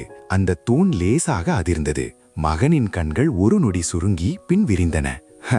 இதை பார்த்தால் ஒன்றும் பெரிய விஷயமாக தெரியவில்லையே. இவ்வளவு சாதாரணமான ஒரு குத்து 100 நட்சத்திரங்களை எட்டும் என்று நினைக்கிறாயா? என்ன ஒரு அறியாமை என்று ஏளனம் செய்தான். சுற்றியிருந்த வீரர்களும் தலையசைத்தனர். சற்று முன்பு டாங் தியான்லின் தாக்கியபோது மின்னல்கள் தெரித்தன. புயலைப் போல ஆற்றல் அலைகள் வீசின. அதுதான் உண்மையான பலம். அப்படியிருந்தும் அவர் 93 தான் எடுத்தார். ஆனால் டாங் சியானின் இந்த அடி மிகவும் சாதாரணமாக இருக்கிறதே, இதற்கா 100 நட்சத்திரங்கள் கிடைக்கும்? வேடிக்கையாக இருக்கிறது என்று பேசிக்கொண்டனர். ஆனால் அவர்கள் பேசிக்கொண்டிருக்கும் போதே தூணின் உச்சியில் நட்சத்திரங்கள் ஒளிரத் தொடங்கின. 10, 20, 30. ஆரம்பத்தில் வேகம் குறைவாகவே இருந்தது. 50 நட்சத்திரங்களை எட்டியபோது மகன் வெடிச்சிரிப்பு சிரித்தான். நீ தோற்றுவிட்டாய். டாங் சியான் அமைதியாக தலையசைத்தார். தொடர்ந்து கவனி. 100 நட்சத்திரங்களின் அதிசயத்தை. அத்தியாயம் 156. 100 நட்சத்திரங்களின் அதிசயம். எனக்கு மாரல் மார்ஷியல் ஸ்கிரிப்சர் வேண்டும். டாங் சியான் நிதானமாக சொல்ல நட்சத்திரங்கள் வரிசையாக எரியத் தொடங்கின. 60, 70, 80. வேகம் மிதமாக இருந்தாலும் அந்த வளர்ச்சி மிகவும் சீராக இருந்தது. ஒன்றுக்கு பின் ஒன்றாக எந்த தொய்வும் இல்லாமல் நட்சத்திரங்கள் ஒளிர்ந்தன. 80 எட்டிய பிறகும் பலவீனமடைவதற்கு எந்த அறிகுறியும் தெரியவில்லை. ஒரே ஒரு நொடி பொழுதில் அந்த ஒளி 90ஐ தொட்டது. 90வது நட்சத்திரம் எரிந்ததும் மைதானமே அதிர்ந்தது. 90! கடவுளே, இன்னொரு 90 நட்சத்திர சாதனை! இது மிரட்டலாக இருக்கிறது என்று மக்கள் அலறினர். இப்போதே பயப்படாதீர்கள், இது வெறும் 90 தான். இன்னும் 10 நட்சத்திரங்கள் பாக்கி இருக்கின்றன. அங்கேதான் உண்மையான சவாலே இருக்கிறது என்று ஒருவன் கத்தினான். மகனின் உதடுகள் துடித்தன. கைகள் இறுக்கமாக மூடிக்கொண்டன. அவனது உள்ளங்கைகள் வியர்வையில் நனைந்தன. ஒருவேளை டாங் சியான் 100ஐ தொட்டுவிட்டால் அவனது கௌரவம், உடை என அனைத்தும் பறிபோய்விடுமே. ஒருவேளை டாங் சியான் 100 நட்சத்திரங்களை எட்டிவிட்டால் மகனின் தற்காப்பு கலை இதயமே சுக்குநூறாக உடைந்துவிடும். தூணின் உச்சியில் முதல் மாபெரும் நட்சத்திரம் ஒளிர்ந்தது. பின் 2வது, 3வது என வரிசையாக மின்னின. சில நொடிகளில் தியான்லின்னின் சாதனையான 93ஐ தாண்டி 94க்கு சென்றது. 94 நட்சத்திரங்களை தாண்டிவிட்டான். இதோ இன்னொரு மாபெரும் மேதை உருவாகிவிட்டான். இவன் 100ஐ தொடாவிட்டாலும் கூட இப்போது எடுத்திருக்கும் இந்த மதிப்பெண்ணே இவன் பெருமைப்பட போதுமானது என்று மக்கள் வியந்தனர். நட்சத்திரங்கள் 95ஐ தொட்டபோது அந்த வலிமை தூண் முன்னே போதும் இல்லாத வகையில் அதிர்ந்தது. ஒரு மாபெரும் வெள்ளொளி தூண் அந்த இடத்திலிருந்து கிளம்பி மேகங்களை கிழித்துக்கொண்டு வானை நோக்கி பாய்ந்தது. அந்த அதிர்வு ஒட்டுமொத்த ஸ்டோன்போன் சிட்டியையே உலுக்கியது. நகரிலிருந்த அத்தனை வீரர்களின் கவனமும் வானத்தை நோக்கி திரும்பியது. அது என்ன, அந்த ஒளி வலிமை தூண் இருக்கும் திசையிலிருந்து வருகிறதே, இவ்வளவு பெரிய ஆற்றல் அலையா? யாராவது சாதனையை தகர்த்து விட்டார்களா? வாருங்கள் போய் பார்ப்போம் என்று ஆயிரக்கணக்கான வீரர்கள் அந்த சதுக்கத்தை நோக்கி ஓடி வந்தனர். வானத்தில் அந்த ஒளி உச்சக்கட்டத்தை எட்டி மெல்ல மறையத் தொடங்கிய போது அங்கே ஒரு தங்க நிற சூரியனைப் போல ஒளிரும் நட்சத்திரங்கள் மீதமிருந்தன. 96 நட்சத்திரங்கள், ஒரு தெய்வத்தின் நட்சத்திரம் என்று ஸ்டோன் கிளானின் சீடன் ஒருவன் பிரமிப்பில் முணுமுணுத்தான். மகன் இப்போது மூச்சிறைக்க நின்றான். அவன் கண்கள் பீதியில் இங்கும் அங்கும் அலைபாய்ந்தன. வேண்டாம், தயவு செய்து 100ஐ தொடாதே என்று அவன் உள்ளுக்குள் வெறித்தனமாக வேண்டிக் கொண்டான். ஆனால் அந்த தூண் மீண்டும் ஒளிர்ந்தது. 97 நட்சத்திரங்கள். Boom boom boom. அடுத்தடுத்த நொடிகளில் 98 மற்றும் 99வது நட்சத்திரங்கள் மின்னின. அந்த இடத்திலிருந்த அத்தனை சத்தங்களும் அடங்கின. அங்கிருந்தது வெறும் அதிர்ச்சியும் நம்பிக்கையற்ற மௌனமும் மட்டுமே. 100 நட்சத்திரங்களா? இன்று வரலாறு படைக்கப்பட போகிறதா? அனைவரும் மூச்சை பிடித்துக்கொண்டு பார்த்து கொண்டிருந்த போது அந்த தூண் மீண்டும் ஒரு புதிய ஒளியை உமிழ்ந்தது. 100வது நட்சத்திரம் வரப்போகிறது என்று யாரோ ஒருவன் கத்தினான். அங்கிருந்த ஒவ்வொருவருக்கும் மயிர் கூச்செறிந்தது. ஆனால் டாங் குடும்பத்தினர் மட்டும் கைகளை கட்டிக்கொண்டு அசால்ட்டாக நின்றிருந்தனர். டாங் வு அலட்சியமாக சொன்னார், எங்கள் தலைவர் முழு மதிப்பெண் எடுப்பதில் ஆச்சரியப்பட என்ன இருக்கிறது? ஓ, 100 நட்சத்திரங்கள் வந்தாகிவிட்டது, வேலை முடிந்தது என்று டாங்சியான் தன் கண்களை சுருக்கி பார்த்துவிட்டு மிகவும் அமைதியாக திரும்பி நடந்தார். பூம்! 10,000 மைல்கள் வரை வெளிச்சம் பரப்பும் ஒரு பிரம்மாண்ட சூரியனைப் போல அந்த 100வது நட்சத்திரம் ஜொலித்தது. வானம் முழுவதும் பொன்னிற ஒளியால் நிறைந்தது. வலிமை தூண் முழுவதும் விரிசல்கள் பரவின. பூமி அதிரும் ஒரு மாபெரும் வெடிப்புடன் அந்த தூண் அப்படியே தூசியாகச் சிதறியது. 100 நட்சத்திரங்கள், முன்னே போதும் இல்லாதது, இனி ஒருபோதும் நிகழப்போகாதது. ஏனெனில் அந்த தூணே முழுமையாக வெடித்துச் சிதறிவிட்டது. அந்த தூண் தனது கொள்ளளவுக்கு மீறிய ஆற்றலை தாங்கியதால் துகள் துகளாக சிதறிப்போனது. கற்களும் இடிபாடுகளும் நாலாபுரமும் பறந்தன. தூசுகள் வானை மறைத்தன. இருப்பினும் அங்கிருந்த ஒரு வீரர் கூட நகர்ந்து தப்பிக்க முயலவில்லை. அனைவரும் அந்த சூனியத்தில் தொங்கிக் கொண்டிருந்த 100வது பொன்னிற நட்சத்திரத்தையே திகைப்புடன் பார்த்து கொண்டிருந்தனர். டாங்சியான் மெதுவாக திரும்பி மகனை பார்த்தார். மகன் நிலைகுலைந்து ஆடினான். அடுத்த நொடி பின்னோக்கி சரிந்தான். அவனது தற்காப்பு கலை இலையம் சுக்குநூறாக உடைந்தது. வாயிலிருந்து ரத்தம் பீறிட்டது. அவன் தரையை தொடுவதற்கு முன்பே மயக்கமடைந்தான். அங்கிருந்த மக்கள் இதை கண்டு திடுக்கிட்டனர். மகன் இனி எழுந்தாலும் அவன் ஒரு முடக்கப்பட்ட மனிதனாகவே இருப்பான் என்பது அவர்களுக்கு புரிந்தது. என்ன நடந்தது இங்கே? ஆத்திரத்தில் கத்திக்கொண்டே முதியவர் ஷியோன் மீண்டும் அந்த இடத்திற்கு ஓடி வந்தார். சிதறி கிடக்கும் தூணின் இடிபாடுகளைக் கண்டதும் அவர் அப்படியே உறைந்து நின்றார். சற்று முன்பு கோபத்தில் வெளியேறிய அவர் ஒரு கோப்பை தேநீர் அருந்தலாம் என்று அமர்ந்தபோதுதான் அந்த 100 நட்சத்திரங்களின் அபரிமிதமான ஒளியை உணர்ந்தார். தேநீரை அப்படியே துப்பிவிட்டு தன் ஆட்களுடன் அலறியடித்துக் கொண்டு ஓடி வந்தார். 93 நட்சத்திரங்கள் எடுத்தவன் ஒரு மேதை. ஆனால் 100 நட்சத்திரங்கள் எடுத்தவனுக்கு முன்னால் அவன் ஒன்றுமே இல்லை. யார்? அந்த 100 நட்சத்திரங்களை எடுத்தது யார் என்று இரத்த சிவப்பேறிய கண்களுடன் ஷியோன் கூட்டத்தை பார்த்து கேட்டார். 93 நட்சத்திரங்கள் எடுத்தவனை ஸ்டோன் கிளானின் நண்பனாக நடத்தலாம். ஆனால் 100 நட்சத்திரங்கள் எடுத்தவனுக்கு முன்னால் ஸ்டோன் கிளானே மண்டியிட்டு வணங்கும். இப்படிப்பட்ட ஒரு திறமை அளவற்ற ஆற்றலை கொண்டது. அவனை சரியாக பயிற்றுவித்து ஸ்டோன் கிளானின் பெண்ணையே அவனுக்கு திருமணம் செய்து கொடுத்து அவனது இரத்த வழியை தங்கள் கிளானுடன் இணைத்து கொண்டால் எதிர்காலத்தில் ஸ்டோன் கிளான் அசைக்க முடியாத சக்தியாக மாறும். ஷியோன் உற்சாகமடையாமல் எப்படி இருக்க முடியும்? டாங்சியான் மென்மையாக புன்னகைத்தார். நான் தான் அதை செய்தேன். ஷியோனின் கண்கள் பிதுங்கின. அவருக்குள் வருத்தம் ஒரு புயலை போல சீறியது. சற்று முன்பு தான் ஏன் அவ்வளவு திமிராக நடந்து கொண்டோம்? இந்த மனிதன் ஒரு உண்மையான மகாவீரன். இவ்வளவு பலம் கொண்டவன் கொஞ்சம் கர்வமாக இருப்பதில் என்ன தவறு? அது இயல்புதானே. இளம் நண்பரே, உங்கள் ஆற்றல் உண்மையிலேயே அசாத்தியமானது. ஸ்டோன் கிளானின் சார்பாக நான் பேசுகிறேன் என்று ஷியோன் தழுதழுத்தார். ஷியோன் இப்போது டாங்ஸியானை எப்படியாவது சமாதானப்படுத்தி தன் பக்கம் இழுக்க முயல்வாரா? மயக்கமடைந்த மகனின் கதி என்னவாகும்? இந்த வரலாற்று சிறப்புமிக்க கதையின் அடுத்த அதிரடியை தொடர நான் தயார். உங்களுக்கு விருப்பமா?